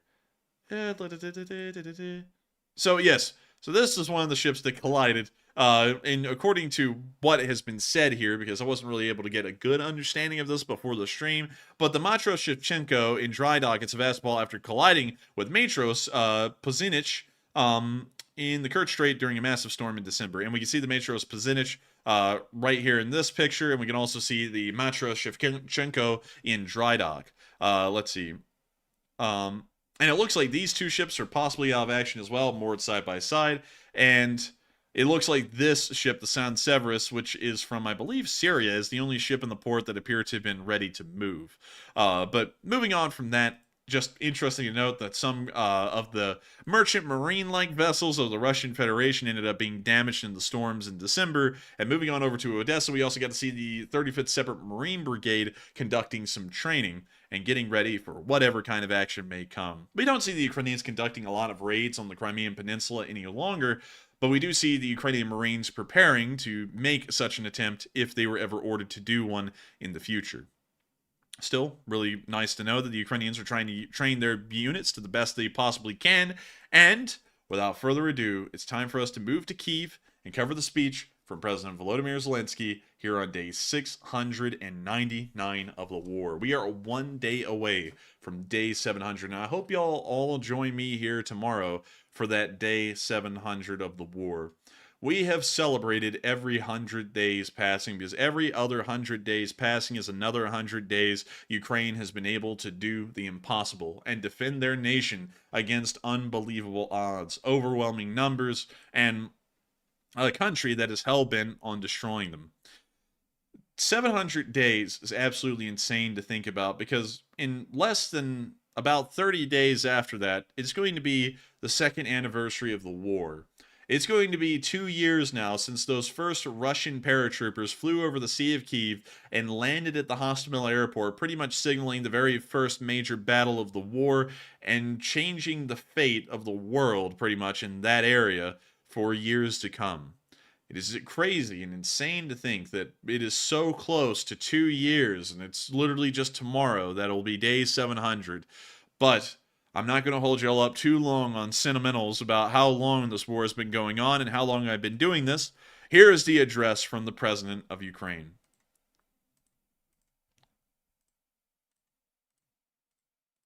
Дорогі українці, українки. Перше. Щодо російського удару вранці. Майже 40 ракет різних типів, черговий комбінований удар, щоб спробувати обійти нашу систему ППО. Значну частину ракет вдалося збити. На жаль, є влучання. Більш ніж 200 різних об'єктів пошкоджені. 139 тільки будинків, звичайних будинків. 130 людей поранені або травмовані. Усім їм надається необхідна допомога. На жаль, 18 людей загинули. Мої співчуття рідним та близьким. І це число загиблих може зрости. Зокрема, у Харкові досі триває рятувальна операція, розбирають завали будинку. Звичайна багатоповерхівка, звичайні люди там жили. Просто нормальне життя. Ось що сучасна Росія розглядає як загрозу собі. Ця держава – типовий терорист. І хай там у Росії знають, що український характер вміє бути достатньо далекобійним у відповідь. Російська війна обов'язково повернеться додому, туди, звідки це зло і прийшло, туди, де воно має заспокоїтись. Саме там, в Росії. Я дякую усім, хто забезпечує, щоб логістика держави-терориста, інфраструктура, сама російська держава відчувала, яка насправді ціна війни. Друге, за сьогодні я хочу відзначити увесь наш колектив ДСНС України, кожного і кожну, хто працює, щоб врятувати життя людей, допомогти після ударів, хто вдень і вночі присвячує своє життя тому, щоб кожен був врятований. Харків та область, Київ та область, Сумщина, Чернігівщина, Донеччина, Запоріжжя і область, Херсонщина, Миколаївщина, Одещина, Дніпро і область, Кропивницький і область, усі наші регіони, усі наші громади, які потребують захисту і отримують його від ДСНС. Дякую всім в службі за самовідданість, професійність та людяність. Особливо відзначу працівників ДСНС в Харківській області. Сержант Олексій Рудченко, головні майстер-сержанти Сергій Онопрієнко та Руслан Голік, старший лейтенант Віталій Підлісний, майор Микита Захаров. Дякую вам, хлопці. ДСНС України у місті Києві майстер-сержант Андрій Дідківський, головні майстер-сержанти Микола Книж, Костянтин Конів та Сергій Наконечний, а також капітан Івана Давиденко. Дякую вам. І наша Донеччина, ДСНС області, сержанти Артур Тараненко, Артем Толмачов, Костянтин Калус та Степан Голівець, а також капітани Служби цивільного захисту Сергій Суботін та Олександр Пехтерев. Дякую усім, хто рятує і допомагає рятувати життя людей. Третє за сьогодні, про що важливо сказати. Провів зустрічі з главою Європейської народної партії Манфредом Вебером. Він був з візитом сьогодні в Україні, вагома європейська політична сила. І у нас доволі продуктивна була розмова. Я поінформував і про ситуацію на полі бою, і про наш захист від російського терору. Ми маємо і надалі посилювати співпрацю з усіма партнерами щодо ППО. Це саме той пріоритет, який цього року і у захисті наших міст і сіл, і у захисті позицій на фронті має вплинути на стратегічну ситуацію, тобто на хід війни загалом. Я вдячний кожному партнеру, які нам із цим допомагають. Звичайно, говорили з головою Європейської народної партії про нашу роботу на рівні європейських інституцій, про очікування від роботи Європейської ради та детально про інтеграцію України. І ще одне – РНБО. Сьогодні є рішення Ради національної безпеки і оборони України щодо економічної безпеки та економічної стабільності саме зараз, у час воєнного стану. Чітко визначені кроки, які допоможуть і українським підприємцям, і державним інституціям вирішити увесь той комплекс проблем, про які багато говорилося цими тижнями. Як і домовились урядовці з представниками бізнесу, буде сформовано Раду з підтримки підприємництва, і до її складу увійдуть представники саме бізнесу. Це відомі імена, відомі очільники українських компаній. Бізнес, який працює заради мільйонів людей. Технологічний бізнес, фінанси, послуги та інші галузі. Різні галузі, щоб були різні погляди. Але одне завдання – зміцнення нашої економіки, нашого суспільства. Окрім цього, абсолютно чіткість щодо правоохоронних органів. Уряд представить зміни до Закону про Бюро економічної безпеки та деяких інших законів, щоб максимально обмежити потенціал будь-якого можливого тиску на білий легальний бізнес. Визначено на рівні РНБО і термін 3 місяці фактичного мораторію на проведення процесуальних дій, які можуть заблокувати роботу підприємництва. Також має бути проведений аудит системи моніторингу ризиків податкових накладних. Треба зняти всю проблематику із податковими накладними. І багато іншого. Все детально є в указі. Держава свою частину морального договору з бізнесом виконає. Важливо, щоб і кожен з підприємців в Україні виконав свою частину домовленостей. Бізнес сплачує податки, працює легально, в білу, поважає працівників, працівниць і точно не працює з Росією. Всі ми працюємо лише на українську перемогу. Я дякую всім, хто зміцнює Україну, хто захищає українців, хто воює, працює і допомагає, щоб Україна вистояла і перемогла. Слава Україні! And Herom Slava. And with that, that is the end of the speech from President Volodymyr Zelensky here on day 699 of the war. And it is time for us to move on into the second segment of this stream, where I get to talk to all of y'all for about the next 30 to 40 minutes or so. And of course, we get to first address the super chats of everyone who came in and supported the channel tonight. And I got to thank everyone once again. And then after that, we're going to be moving on into the live chats. And just in case, if we have some new viewers tonight, and we do, because I'll let y'all know this, because this is something I'm very happy about. Many of y'all know that for the past few months, things have been a little tough. The Lee Spring Army have been shrinking little by little, day by day, and month by month. The Lee Spring Army went from, at its peak, being at 160,120 members to down around, and let me make sure I get this number correct. Let's see, it was down around 156,679, and that was on the 10th of January of this month. Since then, since the 10th of January this month, the Lee Spring Army has absolutely risen like a phoenix from the ashes, and we're now sitting at 157,200 subscribers exactly. The Lee Spring Army is once again beginning to grow, and I have to say that it's absolutely wonderful that we finally came out of the dark age and we're once again coming back into the light. And I also have to welcome all of the new members here, all 600 or so of y'all that have joined over such a small period of time. Of course, to let y'all know how the channel runs, because there are brand new viewers here with us tonight, the channel runs live stream 6 days a week, every day but Monday at 10 p.m. Eastern Time.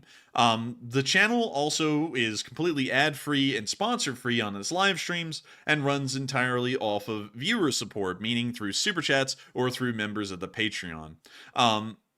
Because of that, I always go through and make sure that every single night, anyone who throws in a Super Chat, they always get priority. Because while the stream is completely free to watch, without the Super Chatters, the stream would not be free to watch. It wouldn't exist. And so I always want to make sure to go through and thank Super Chatters, because their support is helping the channel to be possible and helping it to keep running. After that, we do get on to answering live chats. Anyone can throw in a live chat, and I try and answer as much of them as I possibly can. Of course, I just want y'all to know that, because some people are always like, man, why in the world are you thanking these people for supporting the channel? It's like, well, because that's how I do this. It's like, if I didn't thank them and they didn't support the channel wouldn't exist for anyone to even be here complaining about how the channel runs. That's how I look at it. So just wanted the new viewers to know that, just in case if y'all were curious, why in the world does it run this way? That's why. But moving on from that, it is time for us to move on into the news. Actually, the Super Chats. And so moving on into our first one, we got a $20 Super Chat from Keith Knapp. And he said, thank you for being you. And he threw in his first Super Chat ever. Hey! And I gotta thank you so much for the support, Keith Knapp, and helping this channel to keep running, because it is folks like you who helped to make this thing possible. And so thank you so much once again.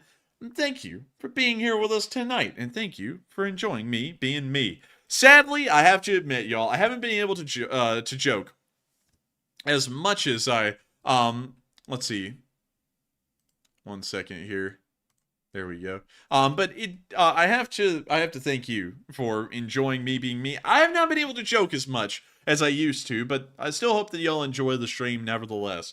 Of course, the stream is very different now, 2 weeks later than it was before when Enforcer Matt was here. But I still hope that the stream is enjoyable to many of y'all, and y'all are finding what y'all are looking for, which is news presented hopefully in an interesting way. But thank you so much once again for support and helping this channel to keep on running. And with that, we are on to the next one, which is from a real channel legend, BC Skyman, who threw in a 20. And I think, let me check, he threw in 2 20s. So he threw in a $40 super chat pretty much. But BC Skyman threw in 2 20s, and both of them were super stickers. The first one is the Rhino with a robotic arm. And I gotta say, thank you. And it says OP, which means overpowered. And I gotta thank you for saying that I'm overpowered, because I like to think that I'm absolutely going Super Saiyan up in here, or whatever that is. But still, thank you so much for the first super chat. And moving on into BC Skyman's second one, he threw in another 20, and this one had a super sticker with the dancing pear saying, "You are amazing."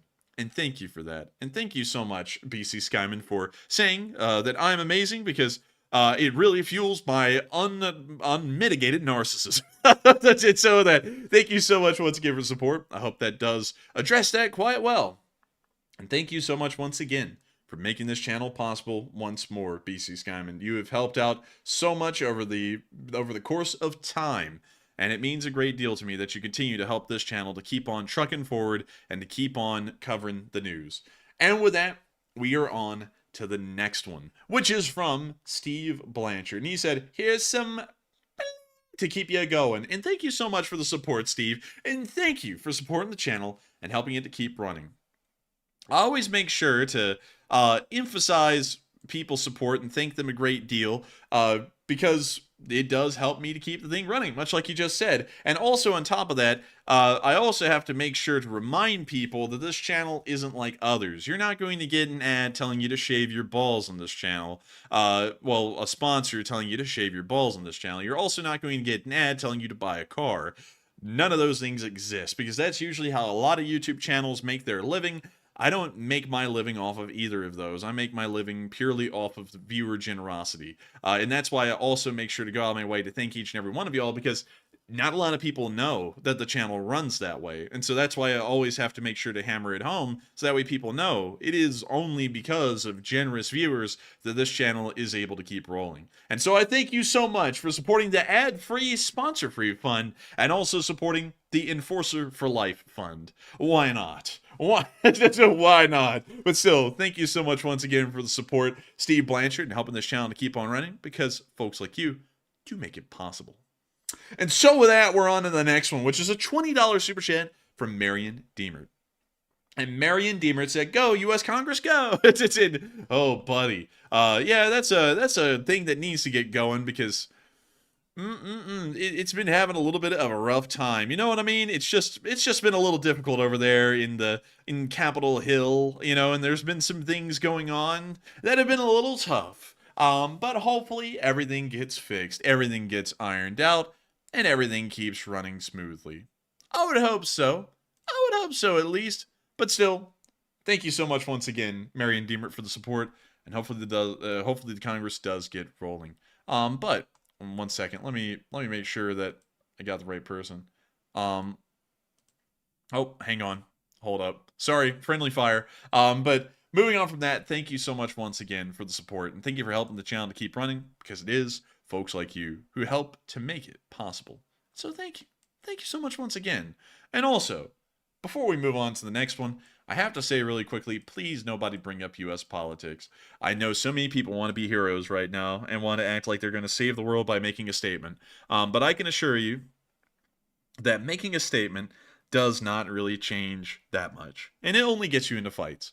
So please keep your political opinions to yourself, or go say them at other channels or other places, because it is not. This isn't really the place to put those opinions, because if y'all don't know, this channel is probably one of the few where Ukraine supporters of all kinds come together. There isn't really many other Ukraine war channels like that. They are either entirely one direction or the other.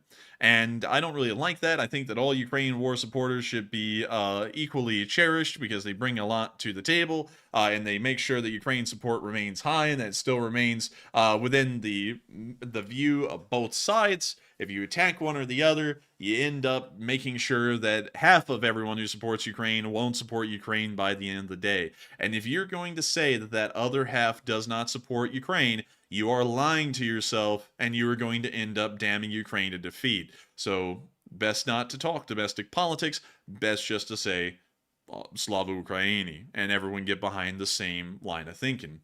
But with that, I hope that does address that well. And oh buddy, we got the super chat I was looking for tonight. 1 second, let me refresh this so that way I can make sure that it is the one that's next, because I bet you this one is. And it is, yes! Dana SD's through into 20, and Dana SD says, "We love you, Enforcer!" And thank you so much, Dana SD's, for enjoying the Enforcer. And thank you for loving me, because I love y'all. And also, Dana SD said, "Did I miss a claim Russia apparently tries to have on Alaska?" No, I didn't put that in the news, but they have one. So in case y'all didn't know, because I didn't really cover this in the news tonight, I think it's an important thing to cover now. Putin has signed a decree claiming that the purchase of Alaska was an illegal purchase, and they're now saying that Russia is the rightful owner of Alaska as an actual legal decree of the Russian Federation.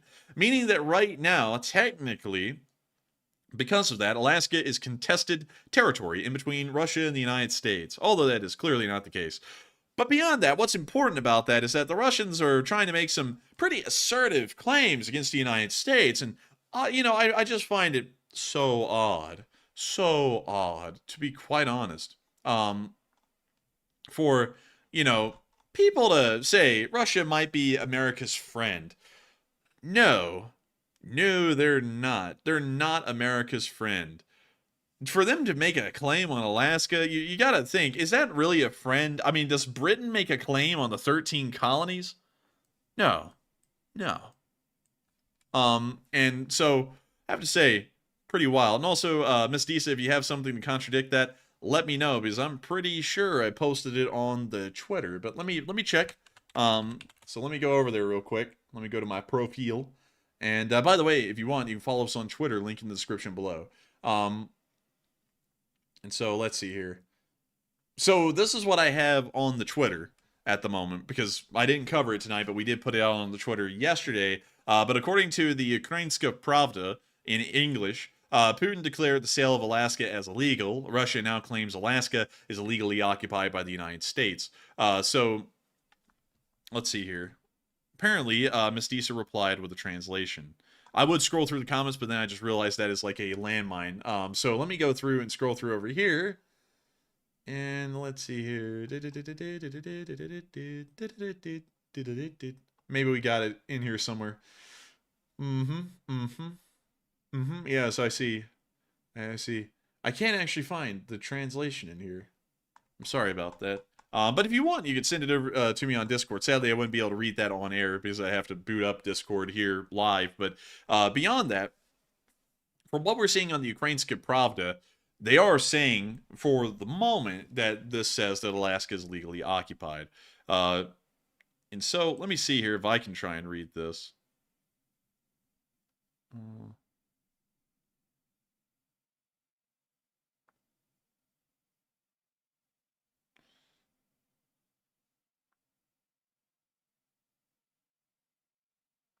One second. I'm sorry, y'all. I know it got deathly quiet here.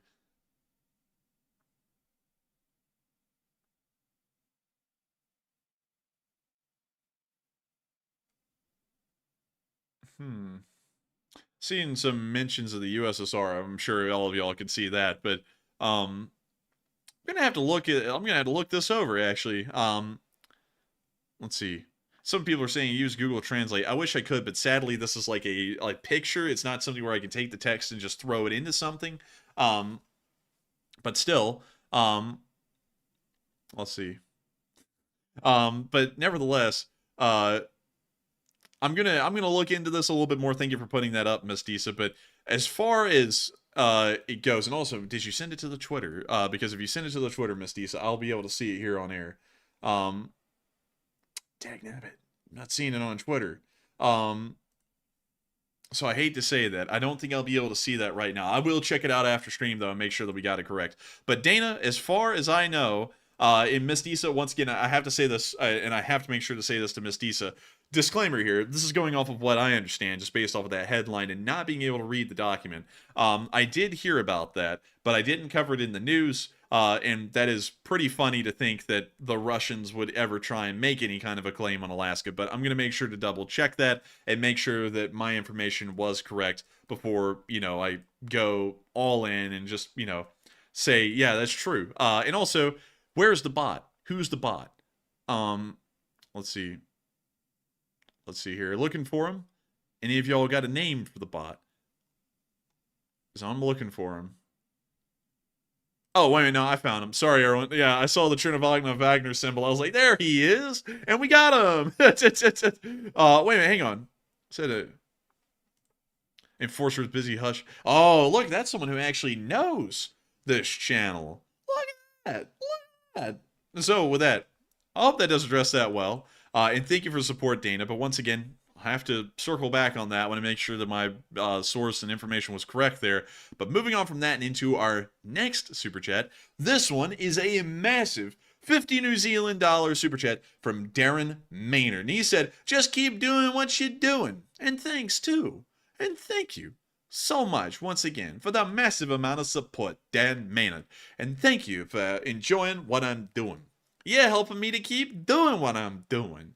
And it means a lot to me. It really does, Darren. Because folks like you who help to support this channel and make this thing possible, it really does make me quite happy. I have to be quite honest with y'all. While I never really try and push for Super Chat support, it does take a lot of weight off my shoulders knowing that people are continuously supporting the channel, because it doesn't make it concerning to me if I'm going to be able to survive. So I have to thank you so much, Dan Maynard, for the support and helping this channel to keep on running, because your support is helping to take a lot of stress off of my shoulders and help me to keep doing what I'm doing. You know what I mean? But still, thank you so much once again, Darren. And beyond the joke accent, it means a great deal. And thank you for helping me to keep this thing running. And so with that, we are on to the next one. And YouTube control room does not want to work with me. So let me make sure to refresh the page. And now, we got it.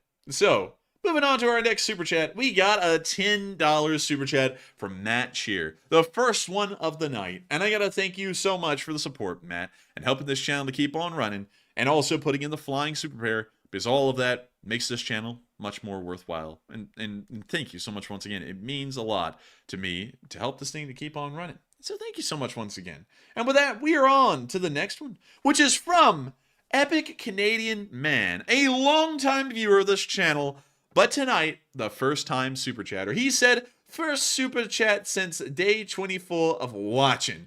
Due to the big number of Bobcats today, I'm telling you, it's because the Bobcats got flat glass. Oh man, I'm telling you. And they ain't aerodynamic one bit like the Western ones in Slava the Least Spring Army. Thank you so much once again for the massive amount of support, Epic Canadian Man, and helping this channel to keep on running. It is people like you who have been watching for years and years who make this channel entirely worthwhile to run. I love to know that every night I can get on and see the same people each and every night enjoying this stream, hitting that like button, and most importantly, commenting in that live chat. I gotta say, it is great to know that you've been enjoying it for nearly 670 days, and here is, hopefully not, but if it is the case, here's to, hopefully, another 670 more. But nevertheless, I gotta thank you so much once again for the epic support and helping this channel to keep running, and also thank you for being an epic Canadian man. But with that, thank you so much once again for the support, and I hope that does address that fairly well. But moving on from that, and long live the Least Spring Army, by the way. And moving on from that, we are going to Carl, who threw in a 10, and he said, listening while I prep my wood elves for Warhammer Old World after almost a decade of storage. Hope you have a nice day off. And I did have a nice day off. I really did. I had an enjoyable one. I went to law school all day. Came home tired, played a little bit of War Thunder. I was having a pretty good day yesterday, I'm not going to lie. And also, I gotta say, great to hear that you're prepping your wood elves for Warhammer Old World. To be honest with you, I'm really only a fan of Warhammer, the Horus Heresy, and Warhammer 40k. I find those to be some of the most fun genres of the Warhammer world. I just wish that one day we could get into the Dark Age, you know, because I don't think, if I'm correct, I don't think Warhammer has anything for the Dark Age of technology, which I think is a really cool time, and probably don't have anything because it was kind of like a time of general peace, although there were small conflicts going on.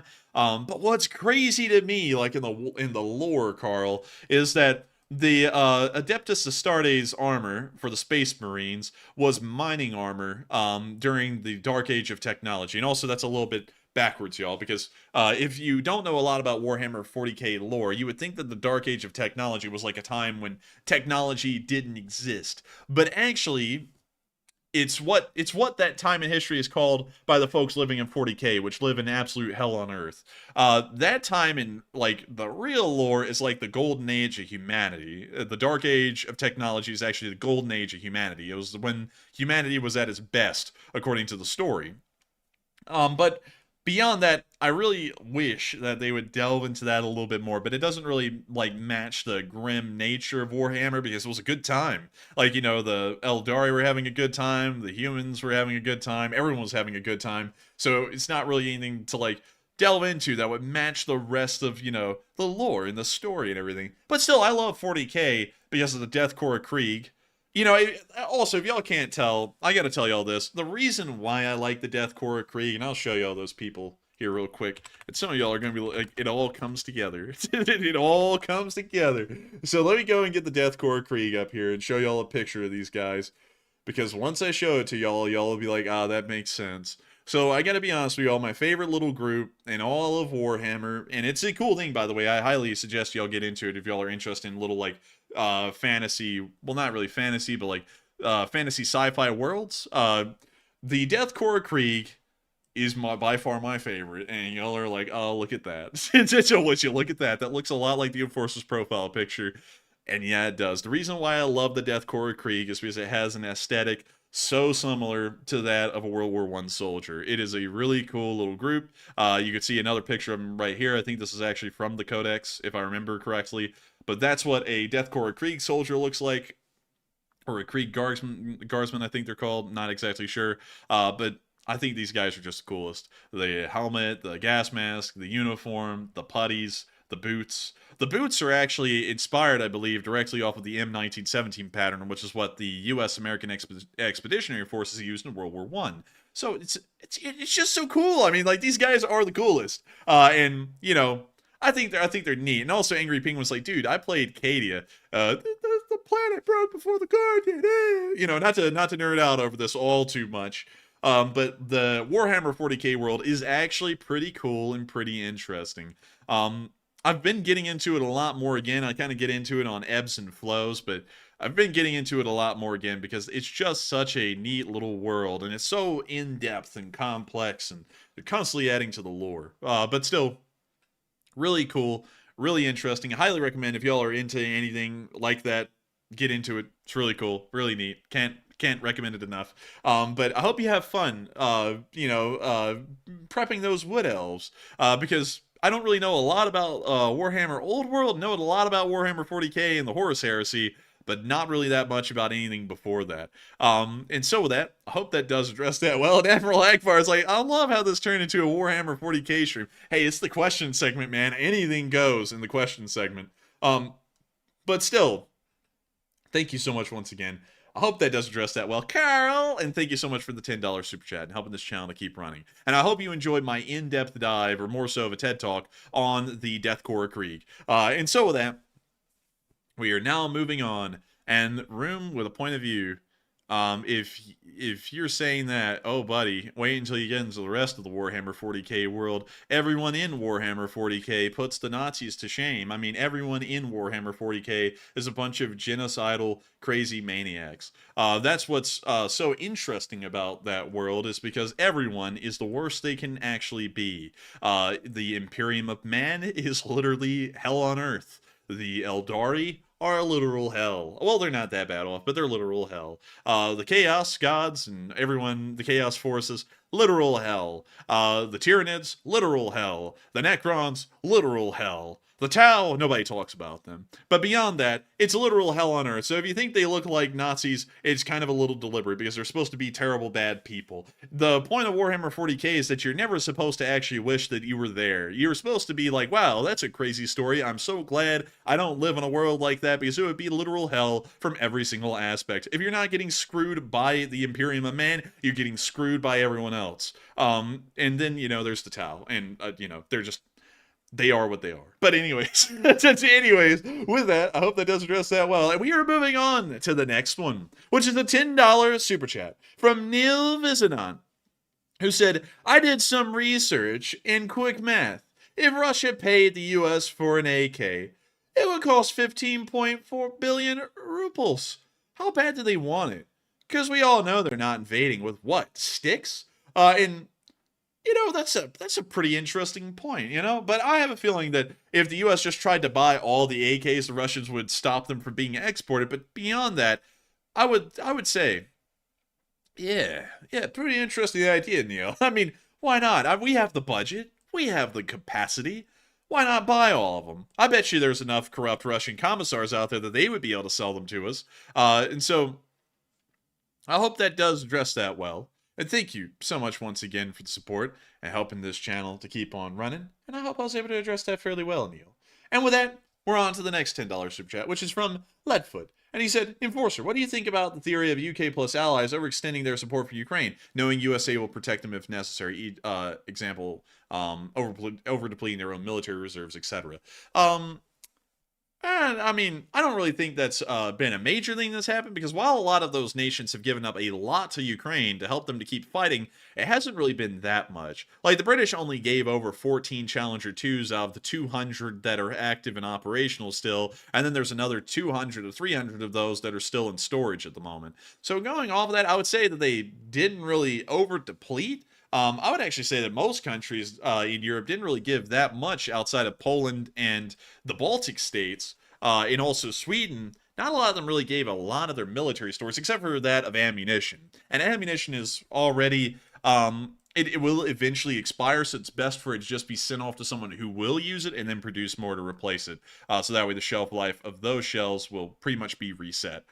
So I hope that does address that well, because I don't really think they did that as like a deliberate thing, thinking America would protect them. I don't even really think they did it at all, in my honest opinion. I think a lot of those nations could have given a great deal more. But with that, I hope that does address that quite well, Leadfoot. And thank you so much once again for supporting this channel and helping it to keep running. And Duncan VR came in tonight, and he said, "Bamuba, bring out the marmot. Hello there. Oh, hello there."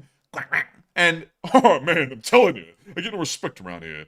"Oh, hello there. Would you like a plum?" That's a stupid thing. I love this thing. And thank you, Duncan VR, for giving me a moment to throw in my little marmot boy. He's just a little marmot. He's just a little fella. And I gotta say, I love this stupid thing. We're going to make a patch out of this one day, and I'm going to make sure that it is an actual division emblem of a Lee Spring Army unit. If we ever, actually try and make the Lee Spring Army, quote-unquote, a reality where there's actual, like, groups in the Lee Spring Army that are unique by country, I'm going to make sure to make this thing a patch for some country out there. It's probably going to be Canada, but nevertheless, thank you so much once again for the support, Duncan VR, and letting us have a little bit of marmot time, because you all know it's marmot time, baby. And when this thing came out, it said, "I'm going to marmot," and we all knew, "Oh, would you like a plum?" But still, thank you so much once again, and thank you for helping this channel to keep on running, Duncan VR. Massive respect. And so with that, we are on to the next one, which is a $10 super chat from Little Boy Fat Man. And in case y'all don't know, those are 2 atomic bombs. I like the reference, but still, Little Boy Fat Man said, "Yo, Enforcer, I got something for your mind, your body, and your soul, i.e., an epically long live chat question/announcement. Can't afford to drop it 1 out of 2 as super chats. So if it's okay by you, I'll drop them as live chat messages instead. Tell me when you're ready to pluck them, because there's more than a few." And so, start plucking them, and hopefully I'll be able to get through the rest of the super chats before I can get to address them. But thank you so much once again for the support, Little Boy Fat Man, and thank you for helping this channel to keep on running, and I will be awaiting your live chats. And so with that, we are moving on to our next one, which is a 2 from Dark Warrior 137. He said, "The real number of special equipment today was 12. Oh, I thought it was 65. Well, I mean, I guess we can't get the numbers right every time, but nevertheless, thank you so much once again for the support, Dark Warrior 137, and clearing that up, because apparently that was something I took at face value that was not true. Moving on from that, and on into our next one, we got a 5 from Little Jam. And he said, "Hey, Enforcer, did you hear about Turkey approving Sweden's NATO membership bid? Also, good stream tonight." Hey, thank you so much for enjoying the stream, and thank you for your 20th super chat. And also, yes, I did hear about that. We actually posted that on our Twitter. Link in the description below, because that was some pretty nice news. But now they're just waiting on Hungary. And now Hungary's the one holding everyone up, because they're just a little hangry. And that's what happens when you get hungry. But still, thank you for the support, and I hope that does address that well. And moving on into our next one, we have a $3 super chat from Margaret Hemsley, an absolute channel legend from the country of Australia. And she said, "Dangerfield impression for Dante." Oh man, I'm telling you, I get no respect around here. No respect. Oh man, when I was wandering around, oh man, all the girls would look at me, but they were in disgust. Oh man, I'm telling you, I'm ugly, real ugly. Oh man, the other day I went to trick or treat. Oh man, some kids knocked on the door. I opened it up and they gave me candy. Oh man, I'm telling you. Oh man, and it got worse from there, real worse. Oh man, when my wife came home, she mistook me for the dog. Oh man, I'm telling you, I get no respect around here. No respect. Oh man. I hope y'all enjoyed that well. And thank you so much once again for the support and helping this channel to keep on running. And oh no. Circling back to Neil Vizanon's $10 super chat, he actually said that AK stands for Alaska. I thought it stood for Automatic Kalashnikov. So very sorry about that. It was a little stupid on my part to think you were talking about actual AKs. But beyond that, moving back to your $10 super chat and addressing it correctly this time, it wouldn't cost them that much. But, you know, I feel like it would probably cost them trillions of rubles in the end after they go to war with America. So with that, I hope that does address that quite well, Neil. And thank you so much once again for the support and helping this channel to keep on running. And let's see here. So, now we are able to move on into the live chats. And of course, I'll be addressing, let's see, Little Boy Fat Man's first. So, let me make sure that we got this in order. So, Little Boy Fat Man said, live chat question concerning one of the vids from the stream this Friday. And this is a long one. Go to the video about those archers if you like for proper context. Hey, wait a second. I'm about 100% sure. Sweden promised Ukraine no less than 12 archers, but now we get to hear that they only received 8? And let's see here. Sounds like I'm going to have to make a few phone calls over here and throw a damn cake or two at our not too beloved, two-faced, flip-flopping, quite dishonest prime minister. Now that aside, because we're not supposed to discuss politics, I've done the maths, and things do look bright for the brave soldiers of Ukraine. Well, not in every respect, of course. They are fighting a large-scale war against those pesky, sadistic, utterly cruel orcs of the north, after all. However, and speaking of the devil, or devils, I guess, there's one aspect that does look really bright, namely, that the Ukrainians seem to be on their merry way, let's see, number 7 disappeared for some reason. So sadly, number 7 has been eaten by the miasma of the warp. And so, can they? I certainly believe so, as they've been putting way more orcs out of commission, or out of their misery, if you will. And let's see, then the minimum wage, minimum average of 739,000 needed, well, 739,35 needed per day, as of and calculated by, let's see, the 9th of January 2024 Russian loss numbers. And if we take a look at yesterday's numbers, it looks even better, as the needed average per day has now dropped down to 706.57. How come? Well, as the daily viewers of the Enforcer channel have most likely noticed, and that was number 10 out of 16, so we're waiting for number 11. So we'll be waiting for number 11, and in the meantime, I'll be keeping all that in storage inside of my head, and moving on to another super chat that came in really quickly. Hoodoo Texas said, should Turkey get a pat on the back or a kick in the butt for taking so long? Should they get their F-16s now? Might be a decent poll question. And that's an interesting idea. I think they should kind of get a pat on the back to just make sure to reinforce that when people do the right thing, there are good actions that come out of it. But they still need to be warned sternly. We're not going to be patting you on the back again. If you do something like that, it's going to be pretty damn dire, so don't do that again. And of course, we're not going to invade them or anything, but there could be economic and diplomatic consequences to come out of a stupid decision like that. And so, I think they should, you know, get a pat on the back, but slight kick on the butt. And also, they should get the F-16s. F-16s are nothing, and also they bought them. But the F-35s, no, they're not getting F-35s ever. That's already been decided, actually. They're never getting an F-35, although they were a part of the development program. And that is a interesting... You know what? I'm going to make that a poll. Should Turkey get their F-16s? Yes, no, or maybe. Should Turkey get its F-16s? Yes, no, or maybe. Start poll. Boop. And that is right up there. And vote on it and let me know. And let's see here.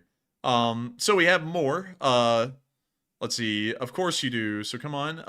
Well, another one another one disappeared. 11 out of 16 never showed up. But no need to tell about these numbers, you already know. So that said, what say you? But does the LCA believe in the bravest souls of Europe can pull it off? Of course you do, so come on. Let me hear you roar. 400,000 on 24. 400,000 on 24, which would be tomorrow.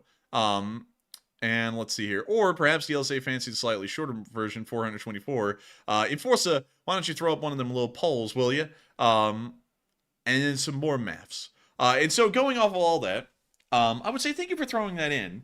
And sadly, that is such a long thing, I can't really address it because it's just too much to address. But I do thank you for throwing that in. And maybe we'll make it a poll after this poll goes through, because there are 200 people voting on this thing right now, and it looks like people are very invested in it.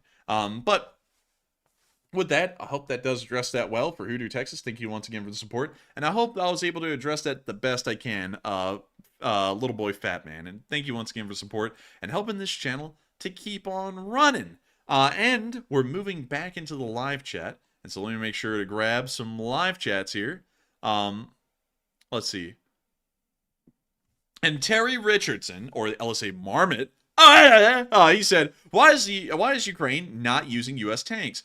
We don't really know why, but I think they're not using U.S. tanks because they may not have the logistical ability to maintain them at the moment, well, kind of like the Leopard 2A6 situation, or they may be waiting to use them in some kind of an offensive in the future and want to conserve the force until then. So I hope that does address that well, because those are the two best options that we're probably looking at. Todd Moore said, anything new about the Zaporizhzhia power plant? Not at the moment. We're hearing that the Zaporizhzhia power plant is stable and still operational, which is completely different than what Budanov told us a very long time ago, almost 8 months ago. It is still okay, luckily, and nothing bad is really happening. And so I hope that does address that well. And we are on to the next one, which is from Mary Itchin, who said, you're doing great. Thank you for the efforts. I'm sure law school going to be a success for you. And thank you so much for the kind words, Mary Itchin. It means a lot to me. And hopefully law school will go well. I got to be honest, I got a little bit of my doubts, not going to lie. And, you know, hopefully things do go well, because if they don't, I'm going to be pretty distraught, because I'm putting in everything I can right now to keep going, and hopefully it all works out. That's the best I can say on that one. But with that, we are on to the next one, which is from George Tencher. And he said, to your knowledge, has there been a single example of actual lend-lease between U.S. and Ukraine during this entire war? It seems we haven't lent them very much, just surplus. We've lent them a pretty good deal of stuff, because the thing about Lend-Lease in World War II is that it wasn't necessarily the best stuff we could give every time. Usually most of that stuff was things that was kind of getting a little bit dated for us. Like the British ended up getting a lot of M3 Lees. They renamed it the Grant, you know, for reasons, but they got a lot of M3 Lees, and by that point, we were really starting to introduce Shermans in the service in North Africa. So the M3 Lees were kind of on the way out, the Sherman was on the way in, so we decided to give the Lees to Britain. And so it's really a Lend-Lease in a way. It is surplus, but that's really what the Lend-Leases are made of. Although in World War II, because of how large the war was, we didn't have enough surplus to give, and so a lot of new stuff was also sent over as well. So with that, I hope that does address that as best I can, George Tencher, with a little bit of historical context there. And moving on from that, and on into our next one, Terry said, thank you. No problem. I love answering questions. And Todd Moore said, that's good news as far as I'm concerned. And it is to me, too. I think it's very good news. And hopefully that kind of good news is able to keep up and continue on. And so with that, I think I'm going to be able to answer one more live chat. I'm just looking for that one last live chat to come in. So if you at the Enforcer right now and throw in a live chat, I will be able to address it. And then I'm going to be rounding out tonight's stream to hopefully get a little bit of sleep and then get ready for tomorrow. Because I have to be up early at the crack of dawn tomorrow to be able to go another 20 hours straight in another day. So who's it going to be? Who's it gonna be? Who's throwing in? Who's throwing in that live chat, Governor? Who's throwing it in? Is anyone throwing it in? Anyone?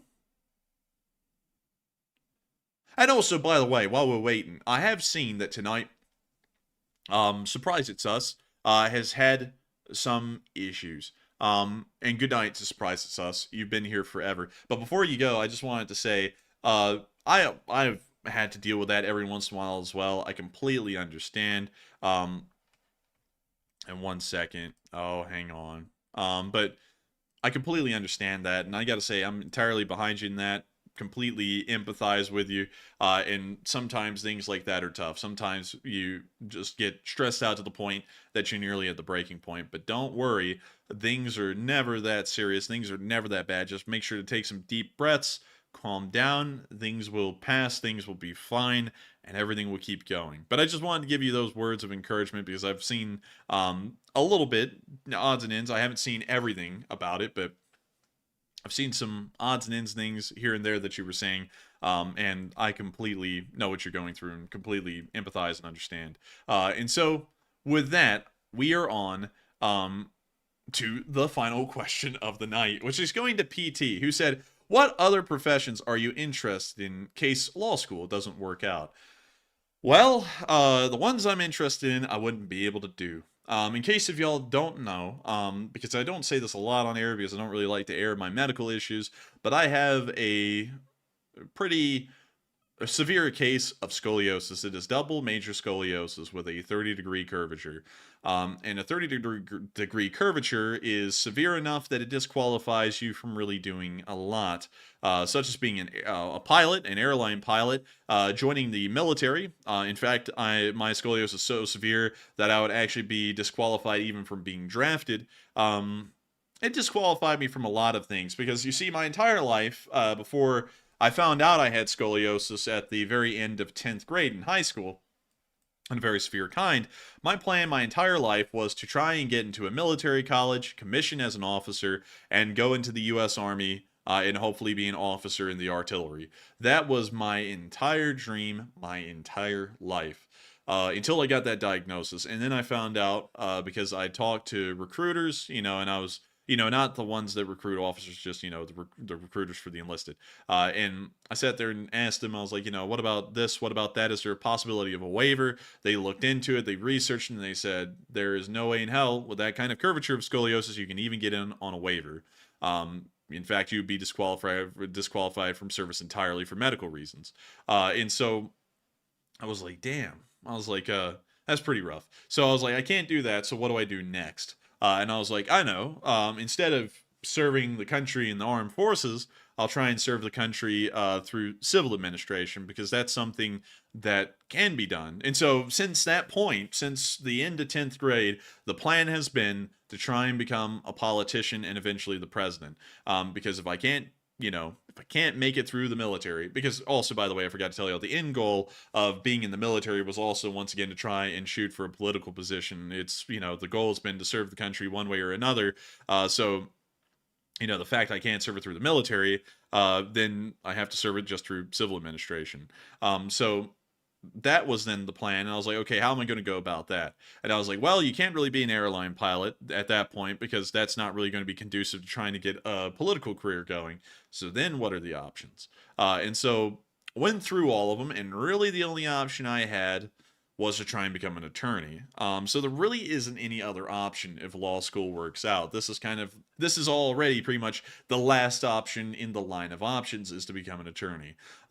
If I become an attorney and I if I get through law school, pass the bar, and become an attorney, I could be an attorney for several years, and then I'll be old enough to run as a representative of my district here in my state. If I won that, hopefully I'll be able to get into the U.S. government and try and do things, hopefully successfully, although I would only be one of hundreds in the House of Representatives. Hopefully I'd be able to do something and buy my time for the next 10 years, or really 12 years, until I was old enough to run for president of the United States, and hopefully try and be elected in as one of the youngest presidents of the United States, but nevertheless with very good intentions for where the country should go.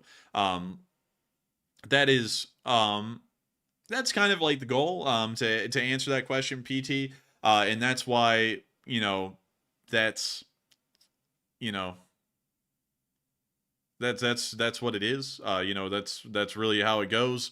And so there is no other options. I really just have to end up being an attorney. But with that, and also TS, can it be corrected? No, it can't. It cannot be corrected. Technically it can, but this is so severe that there's like a 25% complication rate to the surgery, and I'm not a gambler like that. I'm not wanting to become paralyzed because of a surgery that has a 25% failure rate. So, I was like, yeah, I'd rather choose not to. And let's see, Wyatt Logan says, how long does it take to put a stream together? It takes about 4 hours of pre-stream prep time. So that's what it is. 4 hours before the stream, and then I run this thing for about 2.5 hours. So for every hour on air, I'm doing about 2 hours off air. And let's see here. And also, Little Boy Fatman, I hate that you feel that way, but some sections of your live chat didn't even come in. So I can't really be blamed for butchering it because they never even showed up for me to read, and I've noted that while I was trying to read it. Also, another thing is that you have to understand I'm trying to moderate a live chat, also run a stream, also be engaged with everyone, and do a whole million other things behind the scenes. So trying to read a small essay is going to be very hard, if not impossible, because I can't really remember that much because I'm trying to balance 9 to 10 other things in my head all at one time. I hate that you feel that way, and I do thank you for the support, but at the same time, I hope you understand it's almost impossible or too daunting to try and address something that long, and also with fragments missing out of it, because it would go 10 out of 16 and then it would just hop straight to 12, and then I said, oh, looks like 11 didn't even come in. You know, can't read that off, so we're just going to try and read the rest of it. And so, you know, I don't really know why you feel that way, but do thank you for the support nevertheless, and thank you for helping the channel to keep running. And so with that, hope that does address that well. And we have, and also everyone's saying, oh man, that sucks. It is what it is, y'all. I don't ever sit there and, you know, cry or get down and quit. You know, there's always a solution to how this, you know, how everything works, how everything goes. And if there's a way and if there is a will, I'll just work around it and make sure to try and get to the end goal another way. Never one to quit, never one to give up, because if I did that, I wouldn't be the enforcer, would I? The enforcer can't give up. The enforcer's gotta keep going. That's a part of what I am. That's a part of what I do. Very rarely have ever even taken time off stream, and I would be hard pressed to think, you know, to think of ever quitting on anything. I just got to keep going and keep this thing running. And so, with that, I hope that does address that quite well, and we have reached the end of tonight's stream. I've got to thank each and every one of y'all so much once again for watching. It has been an absolute honor and a pleasure to run this stream for all of y'all tonight. And if y'all did enjoy, please make sure to hit the like button.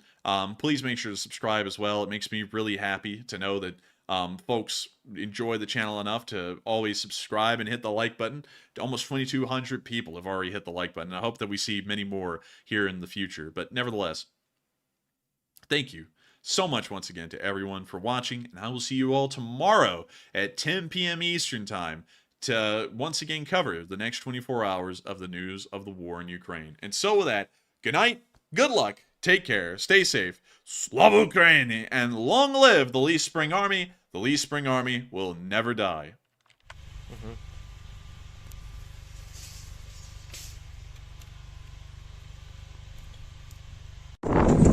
Yes. The Lee Spring Army sends its regards.